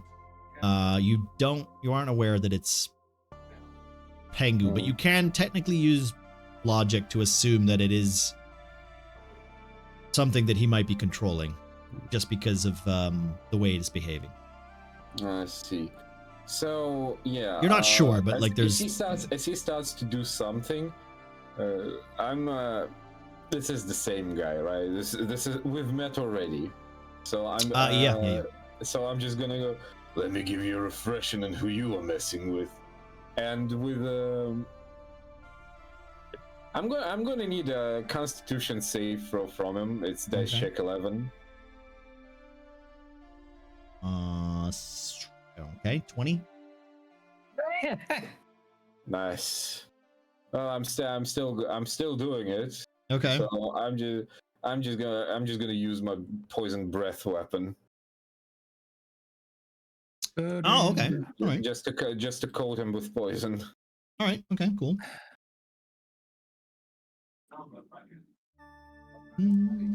How much damage is that then? It's 2d6. I'm gonna go and just.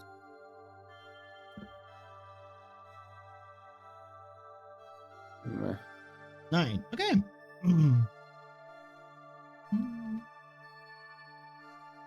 That's poison damage. That's poison. Okay.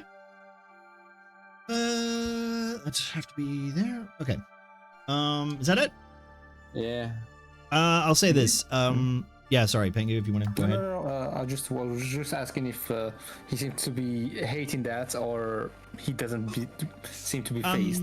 As the poison mist hits him, he seems to be standing there, still trying to cast that spell as it covers him. But he doesn't seem to react like he's trying to shield himself from it. Okay. All right, Ruby. Wait a minute, let me just set the. There we go, Ruby. Yeah. It's your turn. What are you doing? I still have rage, right? You haven't lost it.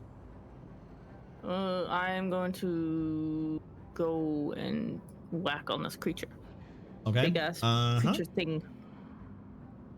So I'm gonna hit. Let's see. That is a hit.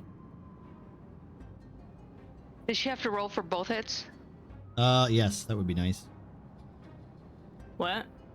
You get 2 hits. You get 2 attacks. Oh, okay. So I'll hit one. That's So plus first one 2 hits. as well. That is a hit. That's for damage. Sorry, 10 damage.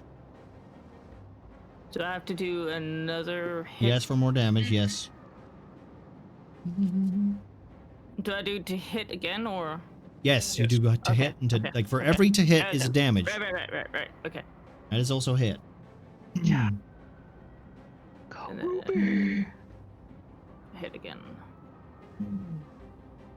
Plus 2.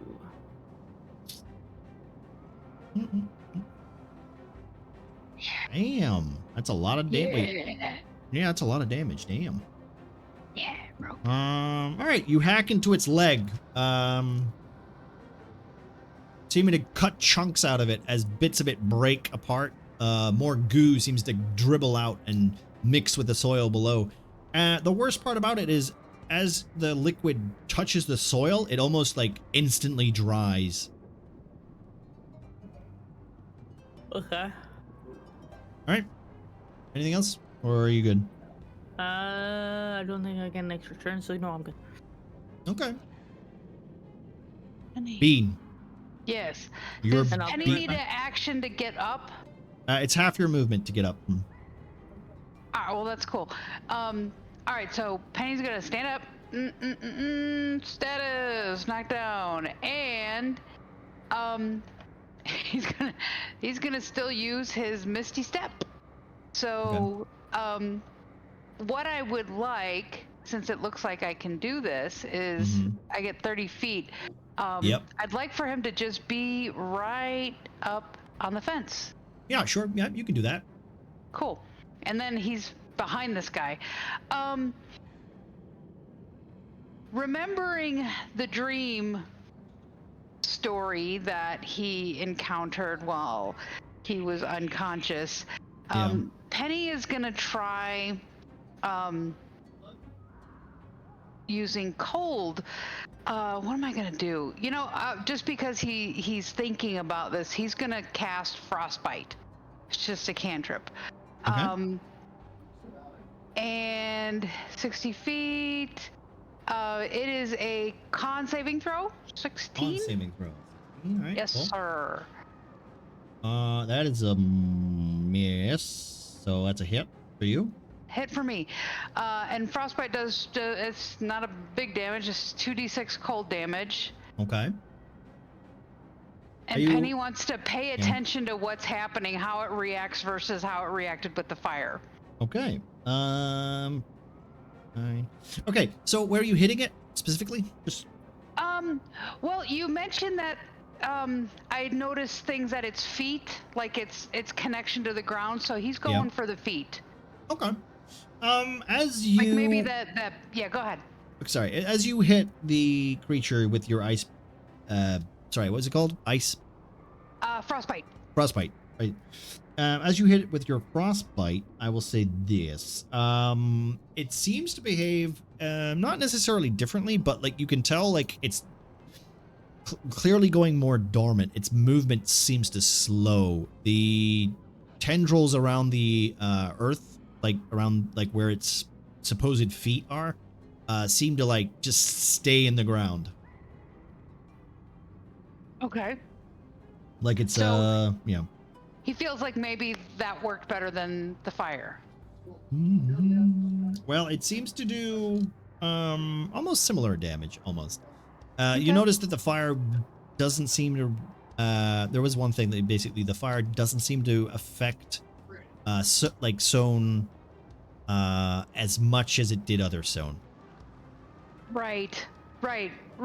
Because he, he reacted with the fire just on waking up, Yeah. but remembering that the more advanced Sown didn't seem to be damaged as much by fire.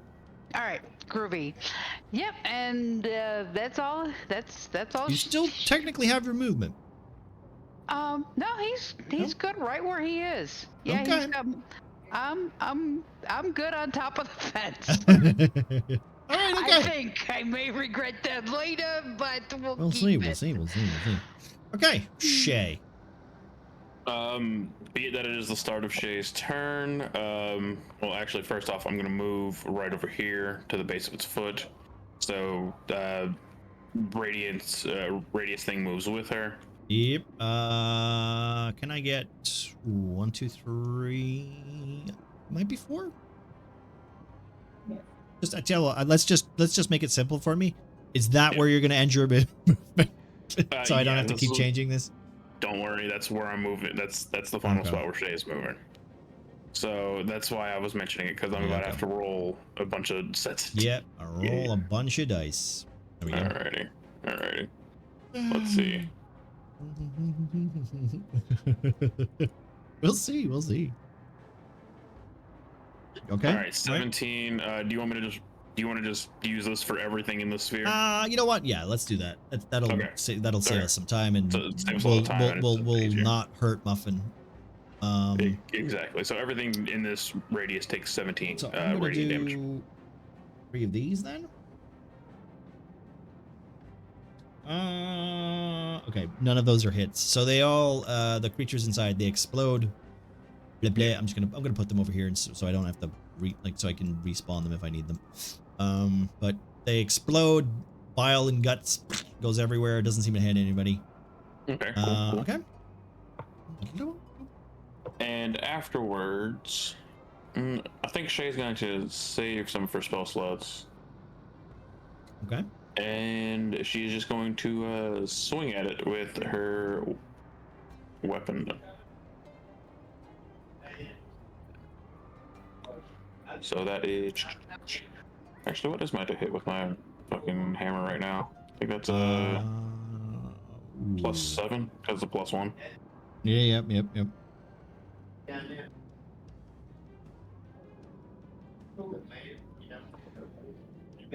No, that is a 21 to hit. That is a hit. Alrighty, and that is just that's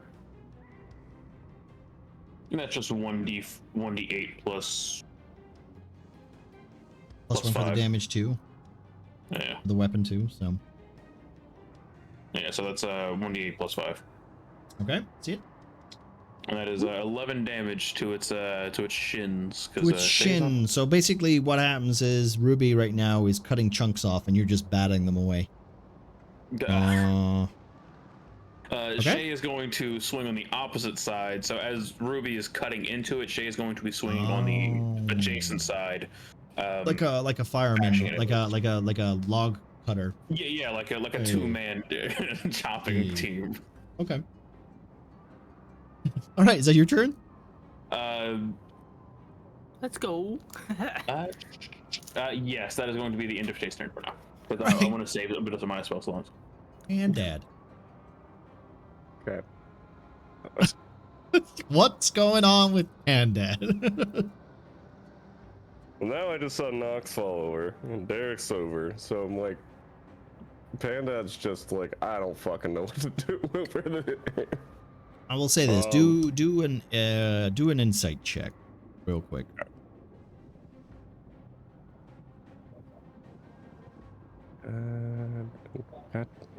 Windows. Not Windows. Insight check, not a Windows check. Ah. Why not? Ooh, crit fail. Ooh. Love those. They're dead. You have no idea. I don't. Like, yeah, like I'm you're almost to the point where like you're looking as if like you need to do something to help to help your compatriots, but your mind right now is too muddled. Like you're stuck between two essential. Think of it as like a Telltale game, right? You're like, you've got to go over there and save those guys, or you got to go back there and save those guys. You can only make one of the decisions, and that kind of like muddled thought in your head gives you a complete, like you basically completely ignore something that you very rarely don't ignore, which is guidance from a higher being. I'm just gonna remind you that I did say, well, I did vocalize the "I'm going in" part. Yeah, that makes us that clears up everything, Muffin. No, it should be. It should at least give some like idea. I'm going in, and he just starts climbing into Derek's mouth. This is the weirdest fucking thing I've ever seen. I thought he meant, but okay. I picked mouth. I could have went for other things. Please no. Yeah. I thought I was out of work, but I guess I have to make decisions. Yeah. How far away is everybody from like essentially the middle of this monster? Is it like this thing is like more than this thing? Okay, so this thing here, let's just say from the center of it, it's like at least 10 foot wide, 10 foot wide. Yeah, so it's actually like a big old, like think of it as like a big old fucking, if we're taking like gameplay mechanics, treat it like a giant creature, but like it's, so you can see it, but it's technically like, it's probably about like this, about like 8 feet, as big as its base. Yeah. Okay. But yeah. like, but bits of it are like its legs don't make it up. You can clearly tell that there's some segments of it that look like legs. There's some bits that maybe you could be mistaken as a tail, but it's just like branches that are essentially moving itself along the surface. Yeah. It's not, it doesn't have a humanoid form. It just happens to have things that look like legs, you know? Got it. So while staying near kind of Nox and Derek, not really knowing what to do with them, kind of hoping that Nox is taking care of it, since he said, I'm going in, but then fell over. He's just like, okay, I went in. I'm gonna cast Flaming Sphere, and I want to put it so that it's like more than 5 feet below, above Ramus. Ramus? Okay. Yeah. And then like, so I guess like kind of near its like, let's do groin area, I guess is basically probably the best area. I'm trying not to hit my teammates with it essentially, but it's a 5 feet sphere. Okay. So 5 feet. You can just use that, right?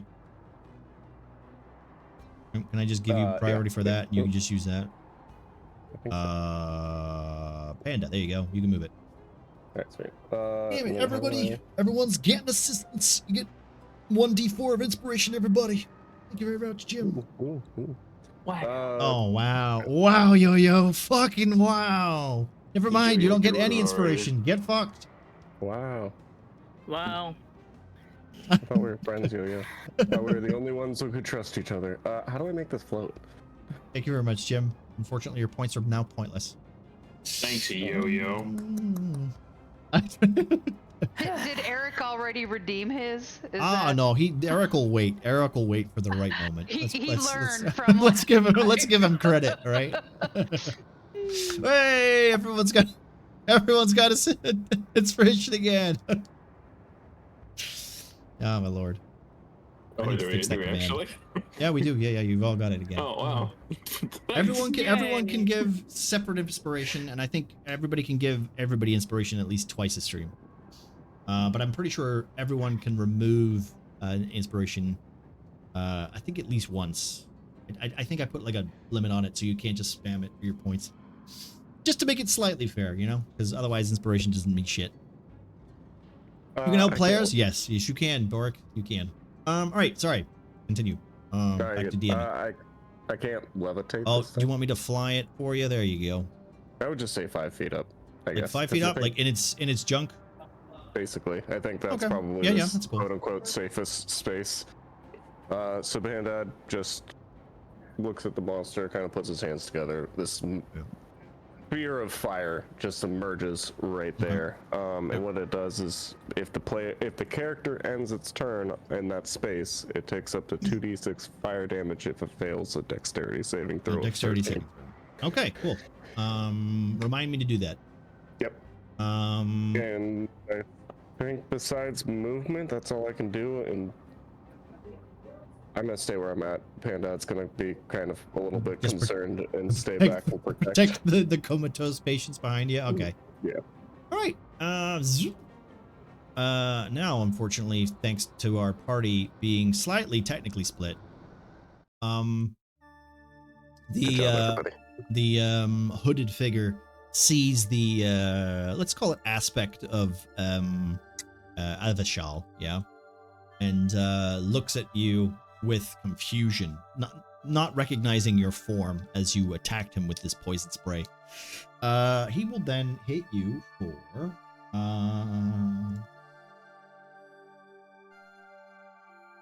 as the spell he casts is the similar version of magic missile that you have technically seen several times before. You take 14 points of necrotic damage as each hand, each bolt or each missile that pops out yet again takes that form of a skull and launches itself forward, hitting hitting Muffin basically.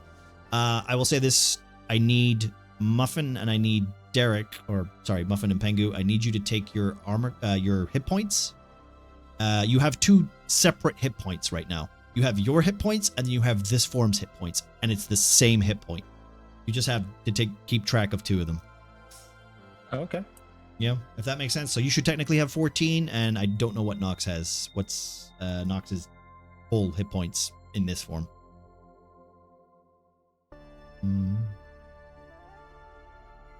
Oh, you could put it on the token and. Yeah, that's what I did. Yeah, you can do that. I put both hit points in the same token. Okay. As So flaming skulls, was it right? Yeah, not flaming, just like dark, Just like hollow-faced skulls. Just as the last hollow face skull hits the form. Yep. I don't know if I want to roll intimidation, but basically with a like very low growl.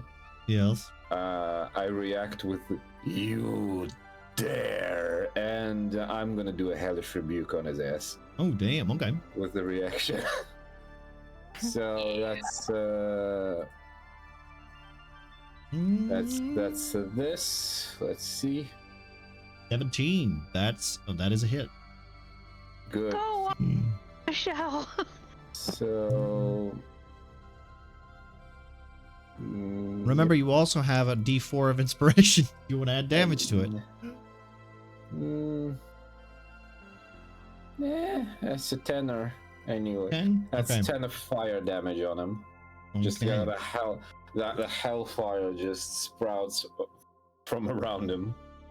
As he sticking to is him like hit, he's almost like he pauses for a moment, and Pengu, you'll also notice this, that the poison breath before did not seem to phase him, but as that hellish rebuke hit him with this burning fire, he almost like winces as you see his scar and what looks like his smile for the first time break.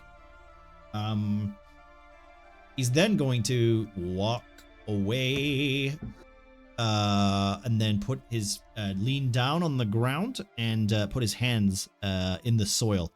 And as his hands like touch the soil, you almost for a second see yet again that worn, creepy worm-like bark crawling from his fingers as it in inches into the ground, and I will say right now, for instance, boink, go. Let me just do this real quick.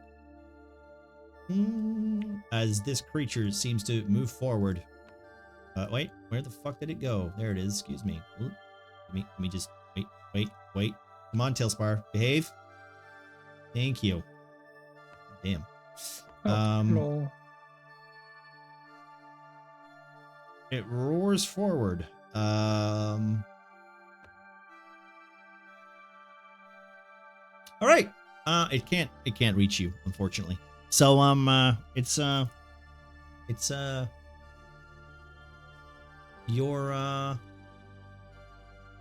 the Sown Hive's turn. So thank you very much. Unless you want to have a moment to say anything after your hellish rebuke. No, I will remain at the you dare. Okay. This creature, if it ends its turn inside this fire thing, I gotta take fire damage, so let's just roll for that because it's not gonna move. It's a dexterity saving throw of 13, correct? Yeah. Next. Oh, okay. Wow. Damn. Okay, we'll take half damage. Takes half damage. Do you want to roll that damage for me? Yeah, let me double check. I think it's 2d6, so. Yeah, go for it. Go for it. Yeah. I need to make a wisdom saving throw. So 10, 5 damn. damage. Okay, 5 damage. Not bad, not bad. Alright. I need to make a wisdom saving throw. Because I can't attack. I have to attack Ruby. Yep, alright, I gotta attack Ruby. Ruby! You're getting fucked. Great. Let's see. 20. Is that a hit? Yes, that's a hit. I know. Yes. I'm being facetious. Okay, so this time, it doesn't take a swipe at you with its leg. What it seems to do is, I need you to roll a D8. A D8? Yep, D8.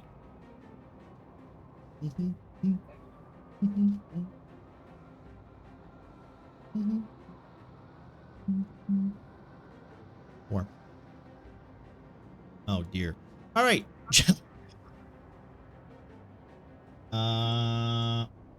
This is technically that plus 4, 14, 18 points of damage.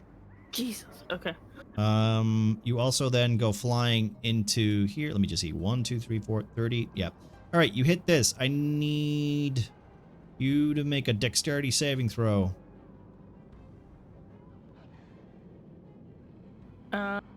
Okay. No, that's not the right one.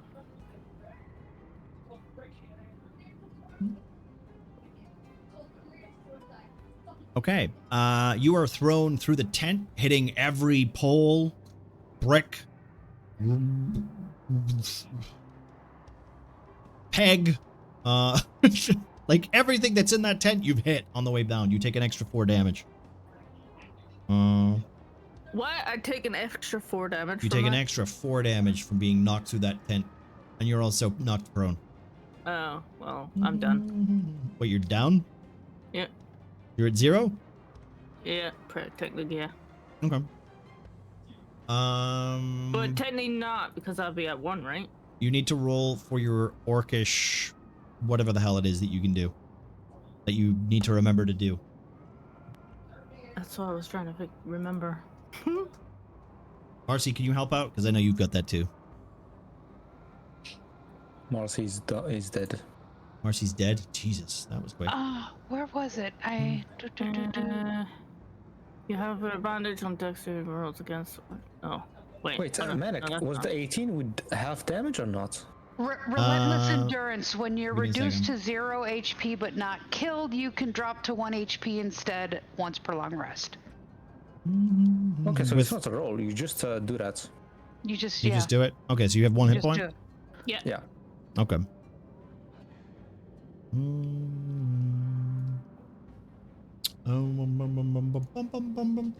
Thank you very much.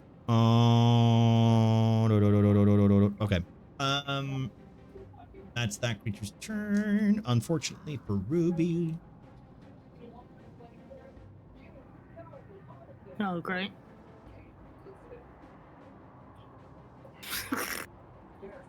They get advantage as well because you're knocked prone.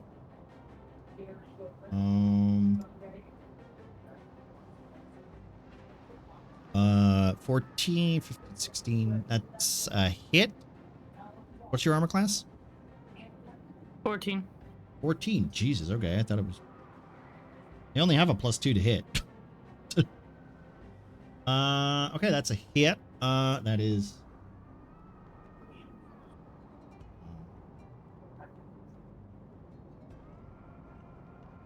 Oh, fuck. Okay, that was max dice. Jesus. Okay, that's 19 damage. Of 1 hit point. That's 19 necrotic damage. Wait. So On top? Okay. Am I dead? Jesus. You're in dying right now, yes. Oh, crap. For that I've returned. Sounds like saving throws. That's I need a saving throw from you. A saving throw? Yep, that's a d20. Just roll a d20. You want to get over 10, I think it is? 10 or higher. 10 or higher. Did anything attacking Ruby start its turn in this sphere that I'm in? Nope. Okay. Ah, fuck. Nope. Okay, you fail 1 saving throw, which means you have another 2 to fail and you die. Unfortunately, the other one, did I roll to hit that? Let me just check real quick. That was a hit. It's advantage. I get to roll the other one, so here it goes again with advantage. Is that a 1? Did I roll a 1? I did. You are so lucky. So they don't hit you. Which is no damage. So yeah, good for you, Gemma. You're not dead. Yeah. All right, Ramos, it's your turn. He's just gonna keep doing what he's doing. Ruby, you get a thingy for your saving throw. Remember that you got inspiration. You can always use that. Oh, right. yeah. Okay. Let's see what this monk man's doing. Yep, so I'll do my attack and extra attack. Basically, I'll do all 4 the attacks, so I'll just roll the attack first. Roll 24. That's a natural 1, so that's a 9. That's that's a miss.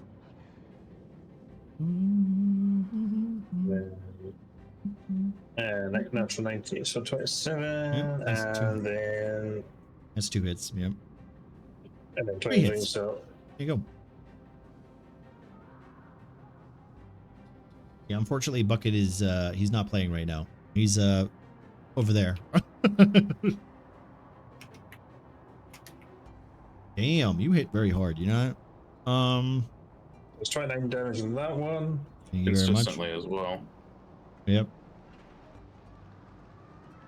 And Shit, you know what I forgot to do? Damn it. I actually forgot to do that. I'll wait until Ramos's turn's over, then I'll remember to do it. Because literally, you guys are in range for it.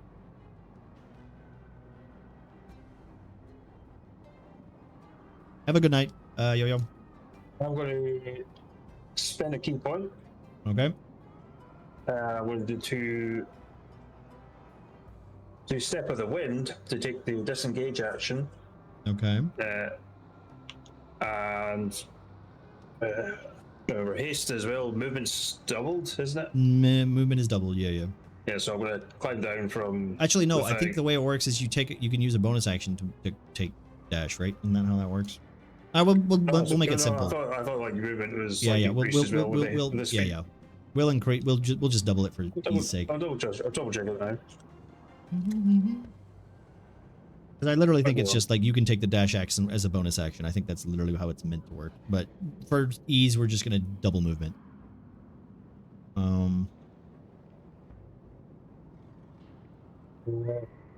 So that takes the haste action. The target speed is doubled. It gains a +2 bonus to AC.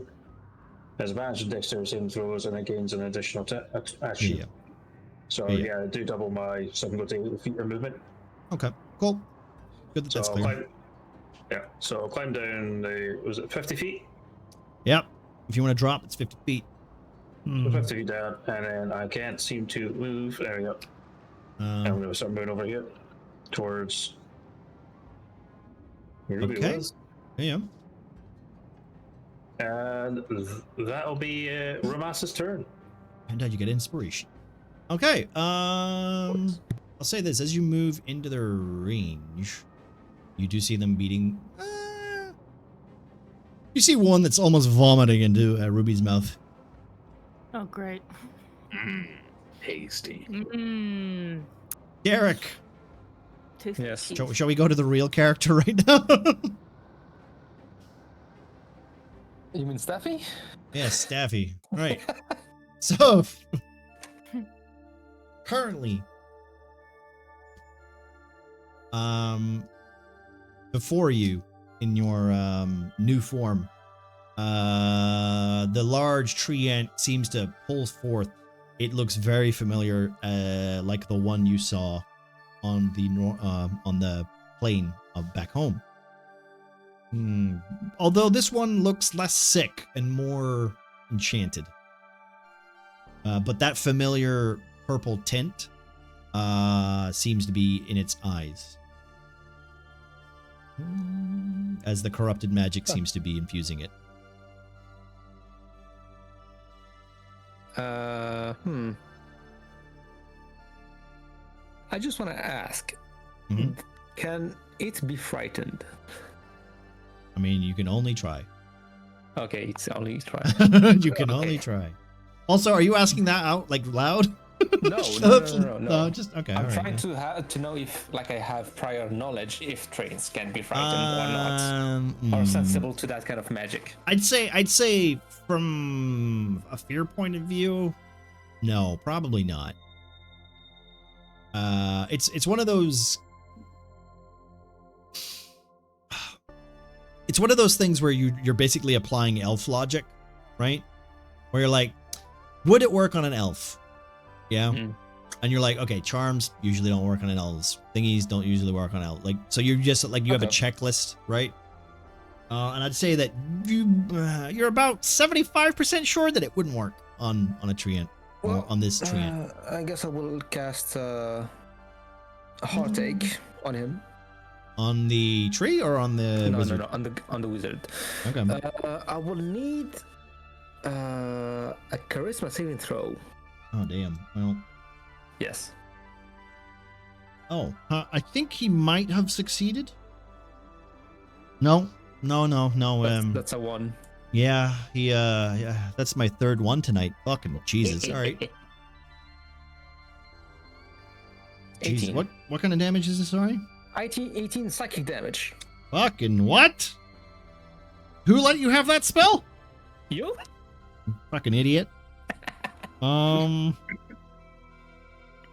Basically, it I force the enemy to experience pang of inadequate love or emotional distress. These feelings manifest with such intensity that the creature suffers psychic damage on a failed saving throw.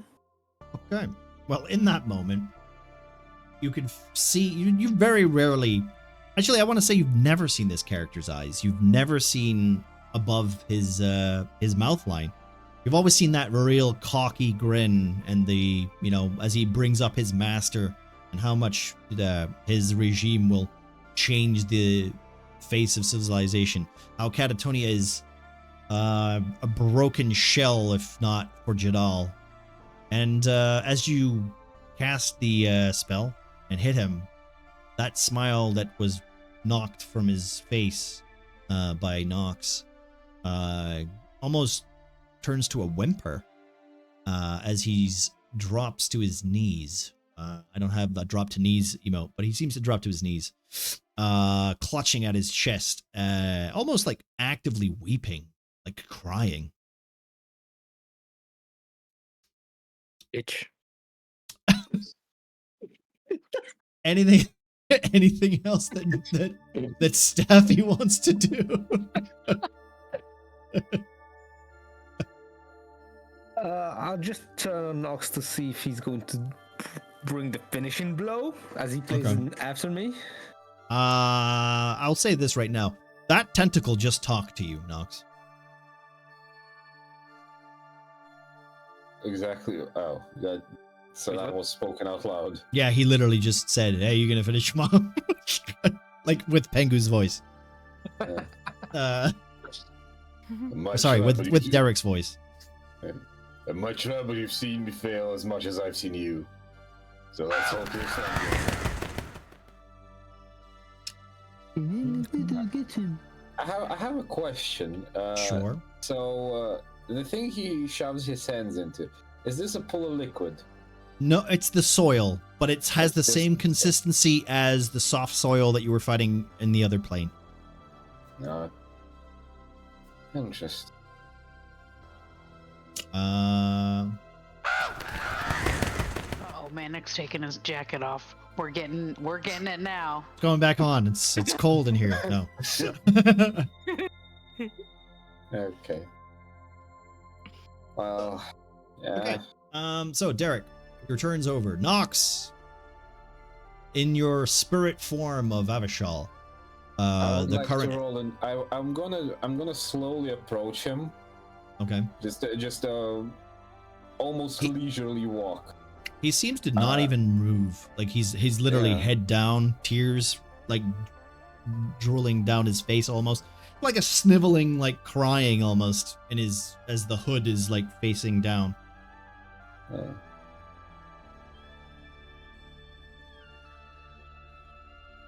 I'm gonna place both of my hands. I assume I don't have my equipment with me, and the form of basically. No, you have your skills only, and magic only. Yeah, so it basically just operates as the conduit to my strength and power.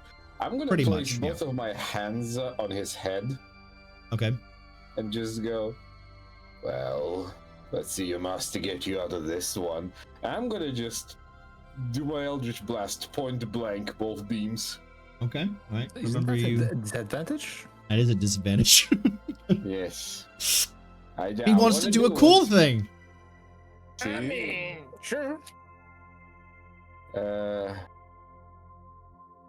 disadvantage. He is technically prone. I'll say you can roll it like normal.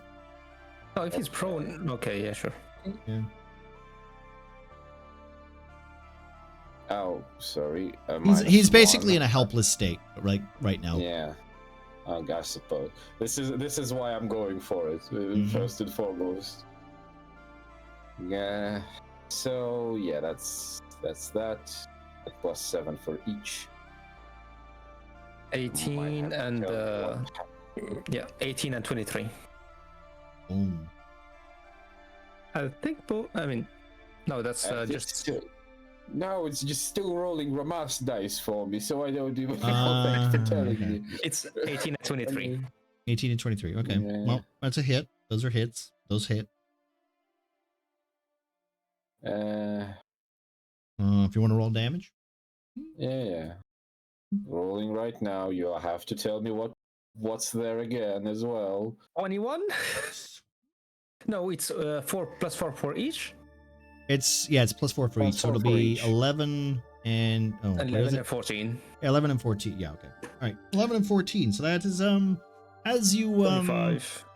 As you take both your palms, pressing them into his skull almost. He looks up at you as the blasts fill his eye cavities. This is the second time where he's reached a point in his life where his head is exploded. In that moment, his body collapses to the ground as you hear a voice echo out as the corpse drops, screaming, "I will forever serve you, master." Is that your turn? The loyalty of some people. As he collapses, Okay, I'm just gonna do a small turn to the big fuck next to it. Does anything happen with it? It Does it roll a perception does it seem check. like it's stopped? Yeah, I assumed as much.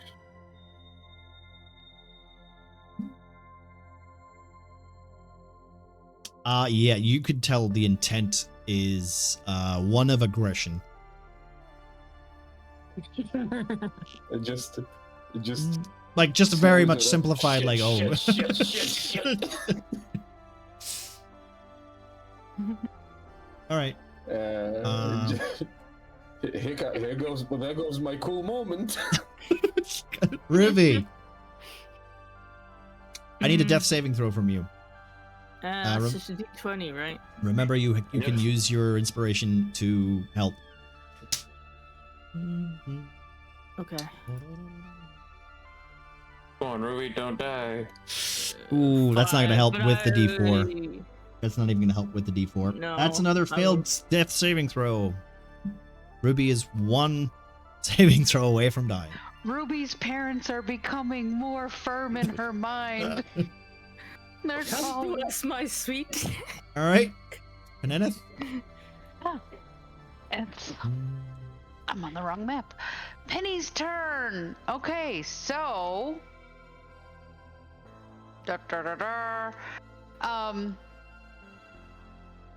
Following his doing the frostbite, Penny is going to form in his hand a blade of ice. Okay.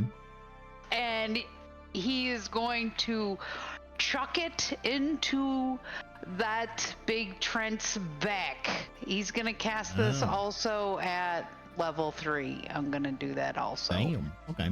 So you're doing like a flying leap into its spine. No, or something? it's a ranged weapon. It's a ranged weapon. Okay. It's a ranged weapon. So, it is a +8 to hit. Hmm? 5, 6, 7, 8. Come on. Oh, okay, it hits. Right? 27. That is a hit. Yeah, that is a hit. Funnily enough, this thing is not hard to not hit. It's hard to, yeah, right? I guess I thought it was more than at. Oh, and it's targeted. So it takes 1d10 piercing damage, Right. and then it explodes, and each creature within 5 feet of it must make a dex saving throw or take 2d6 cold damage. Okay. Right. There's. Ooh. I didn't. Does it say each creature? It says each creature within Okay. 5 feet. So that means that Shay would technically get hit by this.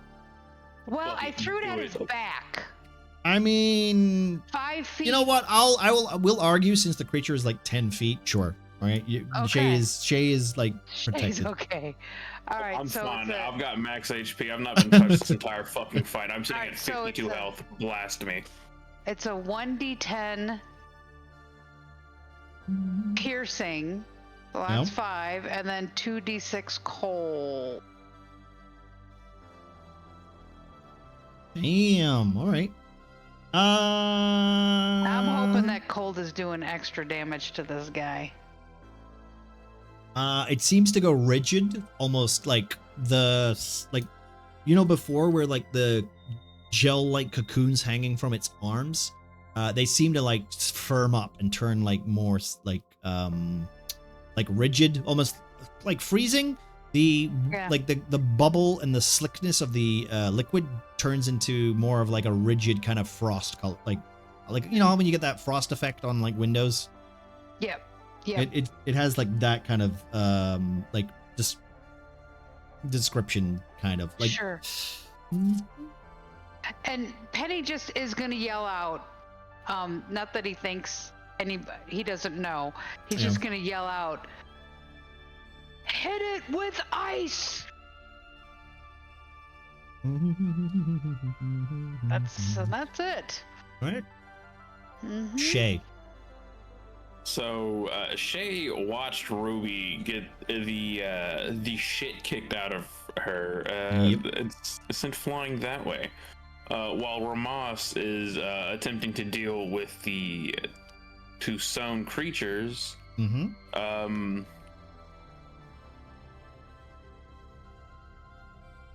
Shay doesn't want to risk running over there and making the two Sown explode, potentially dealing more vomit damage to. You sure? You should go health. You're the cleric. Go on, go health. I can help from a distance because Shay is actually going to cast. What spell is it? Where is it? You have to have line of sight. There's a tent in the way. Oh, is the fucking tent in the way? No, there's not, because the tent was destroyed by Ruby's fat ass. Yeah, I know, and it's currently draped over her. Yeah. Marcy, do you have Revivify? Oh yeah, I've got Revivify. Go ahead, Ruby. You can take it out. No, you don't. Right? Yes, I do. You do? Oh, okay. Of course, I have Revivify. Oh, okay. I'm a cleric that's fashionably late. Okay. Fashionably late. I guess we'll see. But no, I'm going to be casting Prayer of Healing. Ooh. Yeah. How many creatures? Up to 6 creatures of my choice. I'm not sure who else is injured, but I think I have to have line of sight on them. Up to 6 creatures of your choice that you can see within range. Okay. So I'm not sure if Ramos is injured. However, Ramos, I think Pandad is out of range for me. I'm not injured. Yep. Oh, you're not injured anymore? No, I'm not. I just You joined. saw the Penny get jumped over a Yeah, no. wall. Well, I can't reach them anyway, so it's gonna have to be Penenith, Ramos, and Ruby that are my targets for healing. Okay. What's the heal like? It is 2d8 plus my spellcasting modifier. My spellcasting modifier is a +6. Okay. I'll let you guys roll that. If you guys all want to roll that individually, go ahead. I have to What are we rolling? 2D. You know what? 2d8 plus 6. Let's just say you roll it, and we can do it to everybody. Okay. Right? 2d8 plus 6. Just for simplicity. Just for simplicity. Everyone gets 16 health. There you go. Oh, thank God. Now, for Wait, the am I big out? fucker. in range. Yeah, everyone within range. Now, Shay is going to be navigating. You know, no, I'm going to be staying where I am. I'm going to commit to that. Okay. Because I don't want them to explode and fuck Ruby up, because Ruby's already kind of. Yep. Okay, is that your turn? No, because big fucker's going to take 3d8. Because my circle's still going. Okay. So that's him taking 16 damage. 16 radiant damage. And I'll say this. Now that the creature seems to have like those little bubbles of like little pockets of like black goo that have turned into like more of a glass shape. As you do your radiant damage, they seem to sparkle, then like shatter. Okay. That's all. So they sparkle and shatter? Yep. Okay. As the black, let's call them like debris, hits the floor, it no longer like fills into the soft dirt below. It creates like little like, think of it like, you know, when you spill glass on a carpet or something. It's like you can see it. Yeah. So that was my primary action to heal. Yeah, I can't use that because I have to take an attack action. That is Shay's turn. All right. Pandad. Shit's going down. Yeah.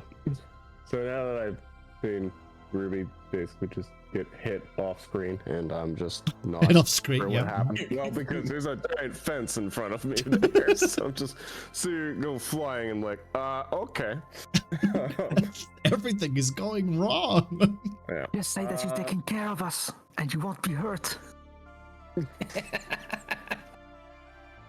I want to see, because like if.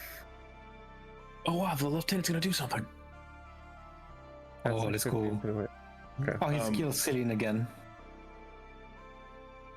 Pandad, where has that funny fire orb been doing anything this whole time? Yeah, no, it's hit for damage. The problem is that it does damage on my turn, not his. So.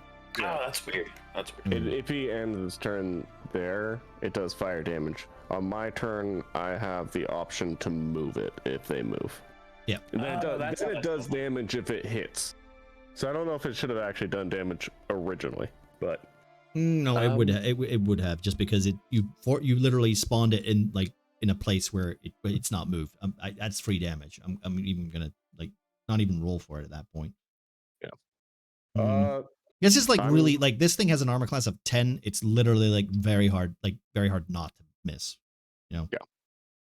I'm gonna run in, kind of, and aim upwards to hopefully hit Shay with this, but do burning hands, 15-foot cone right in front of me to. Okay.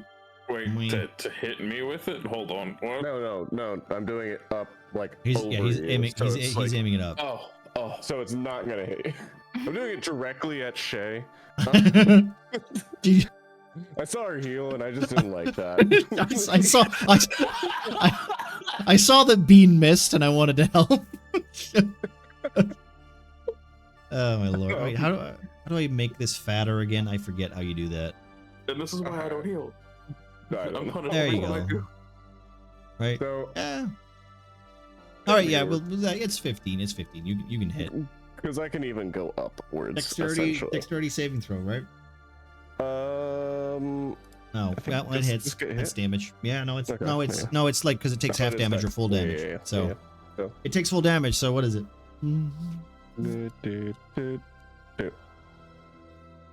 Wow. 9 damage. 9 damage of fire damage. Can I get a D4 from you? A D4, yeah. Yeah. Just a second. There we go. 2. Okay. Nothing plus. Nothing plus. Okay. Nope. Yeah. So do that damage, and then you kind of look around to see if I can see around that corner and see what the fuck happened. What happened to the Ramus and? You can see that you can basically see everything. You don't even need to do a perception check for it. You're very observant at this point. You're hyper aware considering everything that's happening. That's my turn. I think that's all I can do at the moment. Actually, I can do a bonus action, can't I? Yes. You can move the orb, or you can. Your favorite one, branding blade. Oh yeah, branded blade. That's my favorite one. After shooting out the flames from Pandad's hands, the glaive on his back just starts glowing. The fire turns into a fire weapon. Okay. And that's my turn. I can't do anything else at the moment. All right. Okay. Oh wait, you know what I forgot to do? I forgot to change the music. Oh, wait, that's fine. Doesn't matter. It's okay. All right. The hooded creature in the Feywild, literally having dropped to the floor, its presence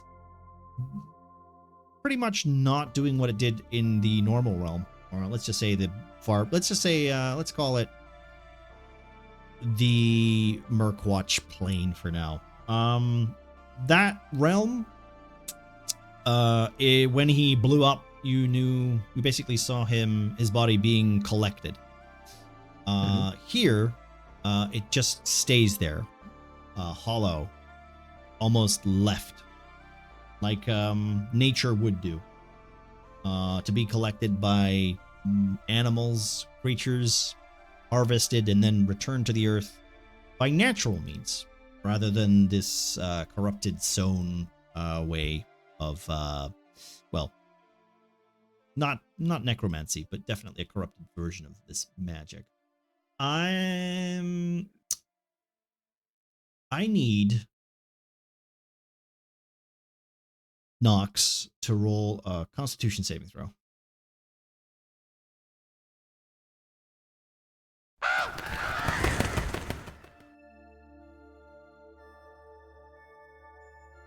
That's my strongest one. How did you know? Constitution saving throw. I know. You better fail. You better succeed. I'll see. Look at that fat 5. Okay. As you turn your back and Get her away. do your best to run to a safer distance, you hear a voice as the shadowed echo figure lingers out with the "I will always serve you, master," only to hear a voice that you haven't heard for quite a while, as the man himself, the high elf himself, Jadal, points, extends his finger as you see a spectral image of him standing above you, almost. As the treants and creatures seem to pull forward, heading towards you, his finger extends, pointing directly at you, Nox, as you turn around and see him, locking eyes. And you take... shit, how do...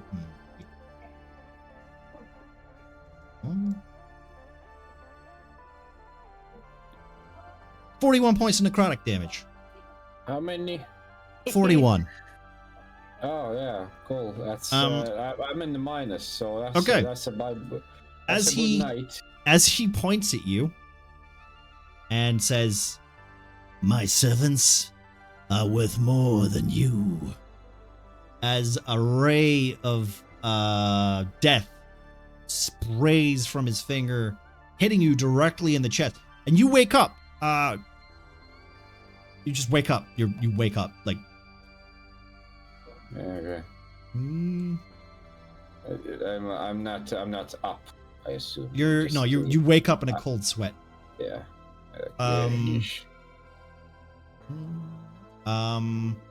As Bangu the tentacle. Tentacle. Leans forward here. Staffy. Pingatle. I like Pingatle the most. Pingatle. I hate both. As this you got that one-on-one. large creature. Okay, first of all, I need a Constitution saving throw from Marcy. And I need +5, 18. Is that a hit? I think your armor class is 20, right? Me? Oh, he's swinging at me. Yeah. No, that is a hard miss. It's a hard miss. Damn. Okay. Well, Yeah. What's your AC? it's 20. She's got full plate. Shay's A2 is 22. Yeah. Hey. She has a shield and a fucking full plate. And the plate. Mhm. Yeah. It's also a +2 shield, so. But on the other hand, though, con saving throw, please. Of course. That is 13. There we go. Thank you. Of course. What happens? Do I die? Oh shit. You take 19 points of necrotic damage as a large lump of shattered black goo drops from its undercarriage. Let's say let's say where it's what's that place called? Detroit? No. Basically between his legs, huge bulge of black oil. It's Grundle. It's Gooch. Yeah, that's it. It's Gooch. 19 points of necrotic damage as it comes splashing down, and you are hit with a wave of black, sticky, horrible goo. I will say this, considering how familiar you are with drowning people and knowing about the black goo, you do keep your mouth shut. Of course I do. That shit's but that's 19 necrotic points. That's Does okay. I've already done out that. a cigarette after that? I hope so. I hope it was as good for him as it was for me. Okay. We have the Sown now. So, did that thing not move and take fire damage? It didn't move. You can roll your your damage for it. It will literally. Damage? Yeah. Wait, where is this Sown at anyway? These Sowns are literally going to. Okay, so 11 technically, damage. 11. Oh wait, fuck me. How much? 11 Oh, okay. fire damage. All right. Also, I need you to roll an extra d6 for the burning hands. For the burning hand? Okay. Yep. 5. Okay, thank you. The fire goes out.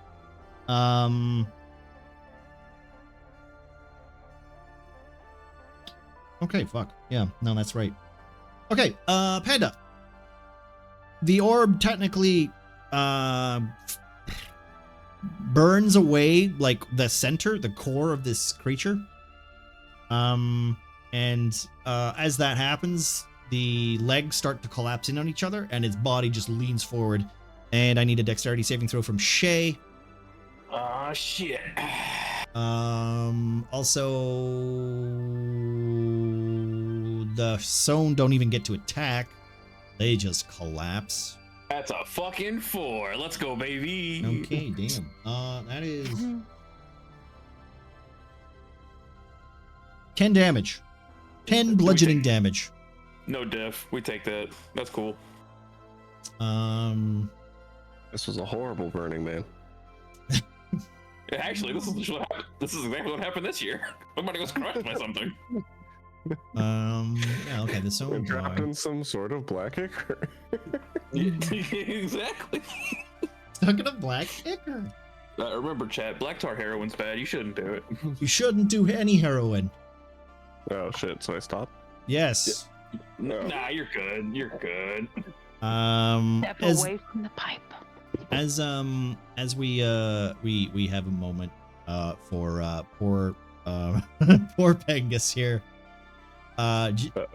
playing a small tentacle as tree ants seem to collapse and draw in on this creature. Jadal seems to turn his head, looking at this pathetic creature that was supposed to be one of his loyal soldiers, and says, "I disconnect you," as you are torn from your staff, and Derek wakes up. Shit. Didn't even get time to use it. Okay, sure. From us. Yes. You know what? We'll just knock this down, I think. What are you doing? So the two Sown that are in front of him. They as soon as that big large creature collapsed, they, like, you could basically see the soil beneath them. Each step that they were taking, and each was like had like some sort of cord that was connected to them. And as that creature died, they collapsed, as linked to the hive. Okay. You'll go up and help Ruby get it. Okay. And once she's back on her feet, he's going to turn around and effectively head over and make sure everyone else is okay. And give the big tree thing a little prod just to make sure, like, It seems to be like the bits that were attacked from the many attacks of the elemental attacks from the frozen parts seem to be still frozen. The fire parts seem to be still embered slightly. The creature seems, for all purposes, dead. Okay.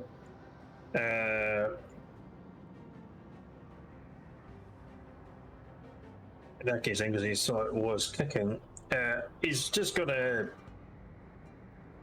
effectively punch the leg, just try and damage it, but in case it comes back, so it's gonna struggle to stand a bit.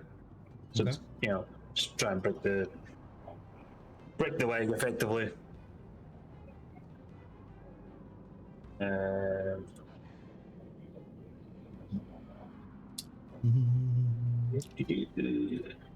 Hit the right tab.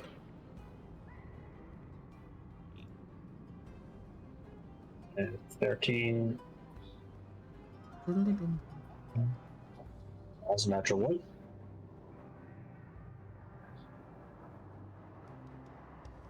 Okay. Another one as well. He does 6 damage to the leg, just to. As a couple like quick, swift blows, just to do a bit of damage in case it gets back up. Okay. Yeah. Yep. But yeah, no, he'll as he make sure everyone else is okay. And yeah, just search there. I take it the governor's down here. They're the ones. Yeah, you will have to probably go and give it a little bit of a look. Yeah. Also, these things are dead. You're just there for respawn. He'll start it over, but then I'll wait till next round for using an action to check them. Okay. We will say, for all intents and purposes, they'll take you out of combat. Let me just quickly go over here and turn this on. You can get rid of the funny sphere around Shay, by the way. We can get rid of. Okay, we can get rid of the. Yeah.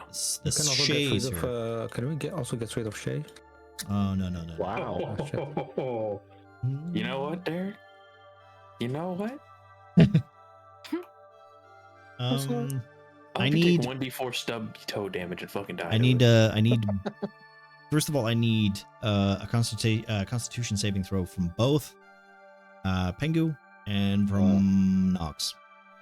Oh, my favorite. Give me a second. I need to reload the 3D dice for it. Yep.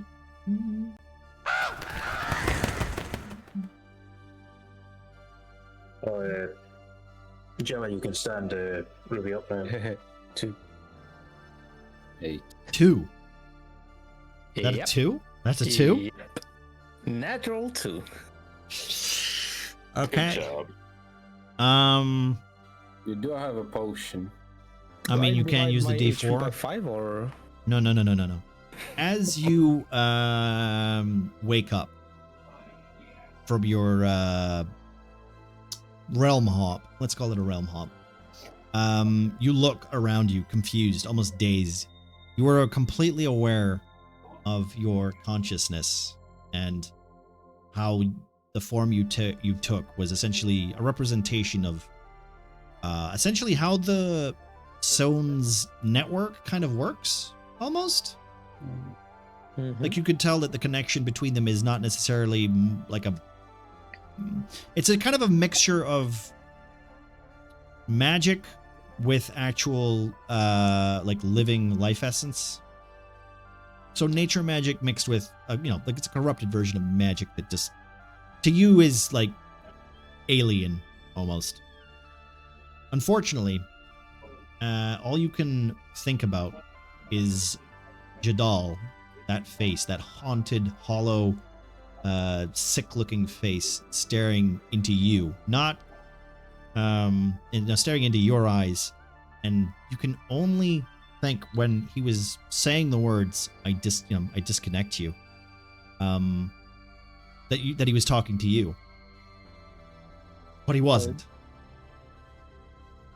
He was talking to Staffy, who now is crumpled, dying in your hand.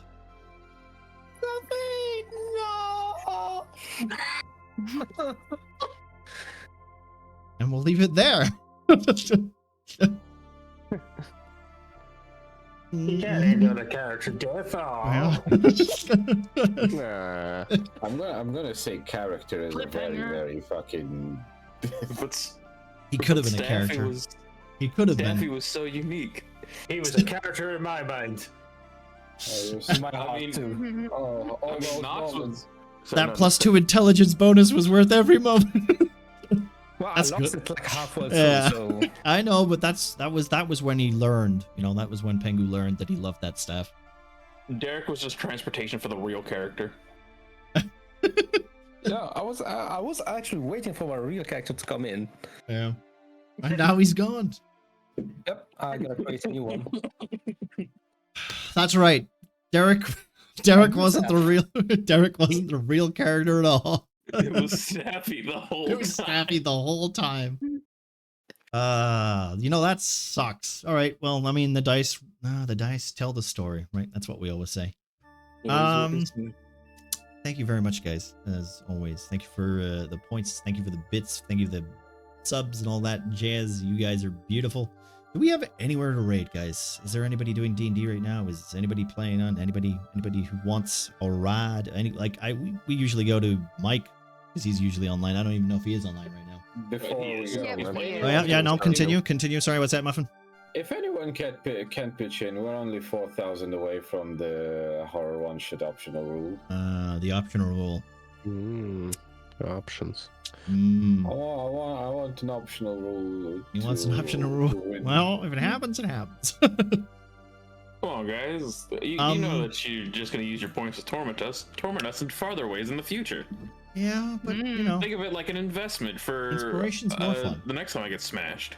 Inspiration's more fun. That's for sure. Okay, let's Mike's see. on Starfield. Andy's on Little Nightmares too.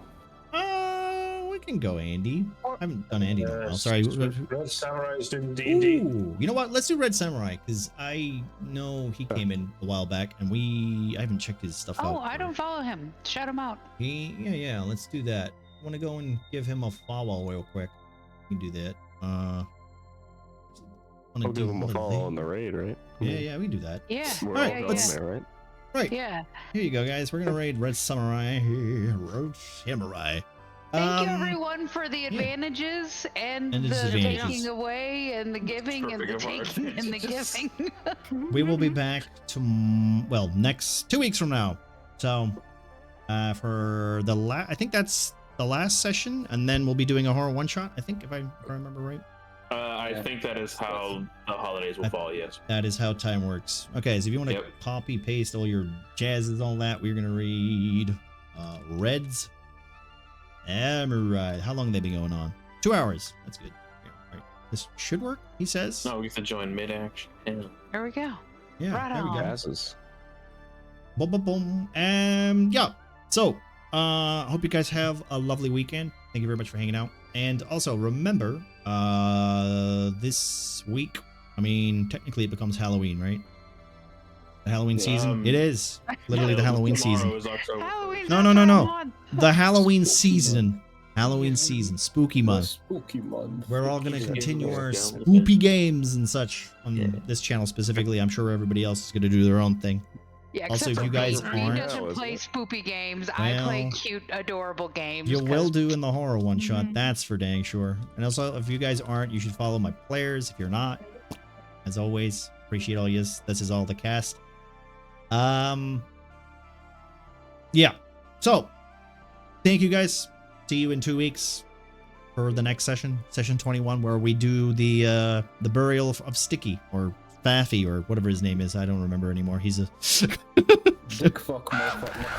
Yeah, you come up with the worst names. I think that's the point. I hate to manic. Don't worry, dude. Just give your life force to the stick. Goodbye. Thanks for watching. Yeah, bye. Totally, chat. There, Nick, can you change your typo there? Yeah, there's Steve.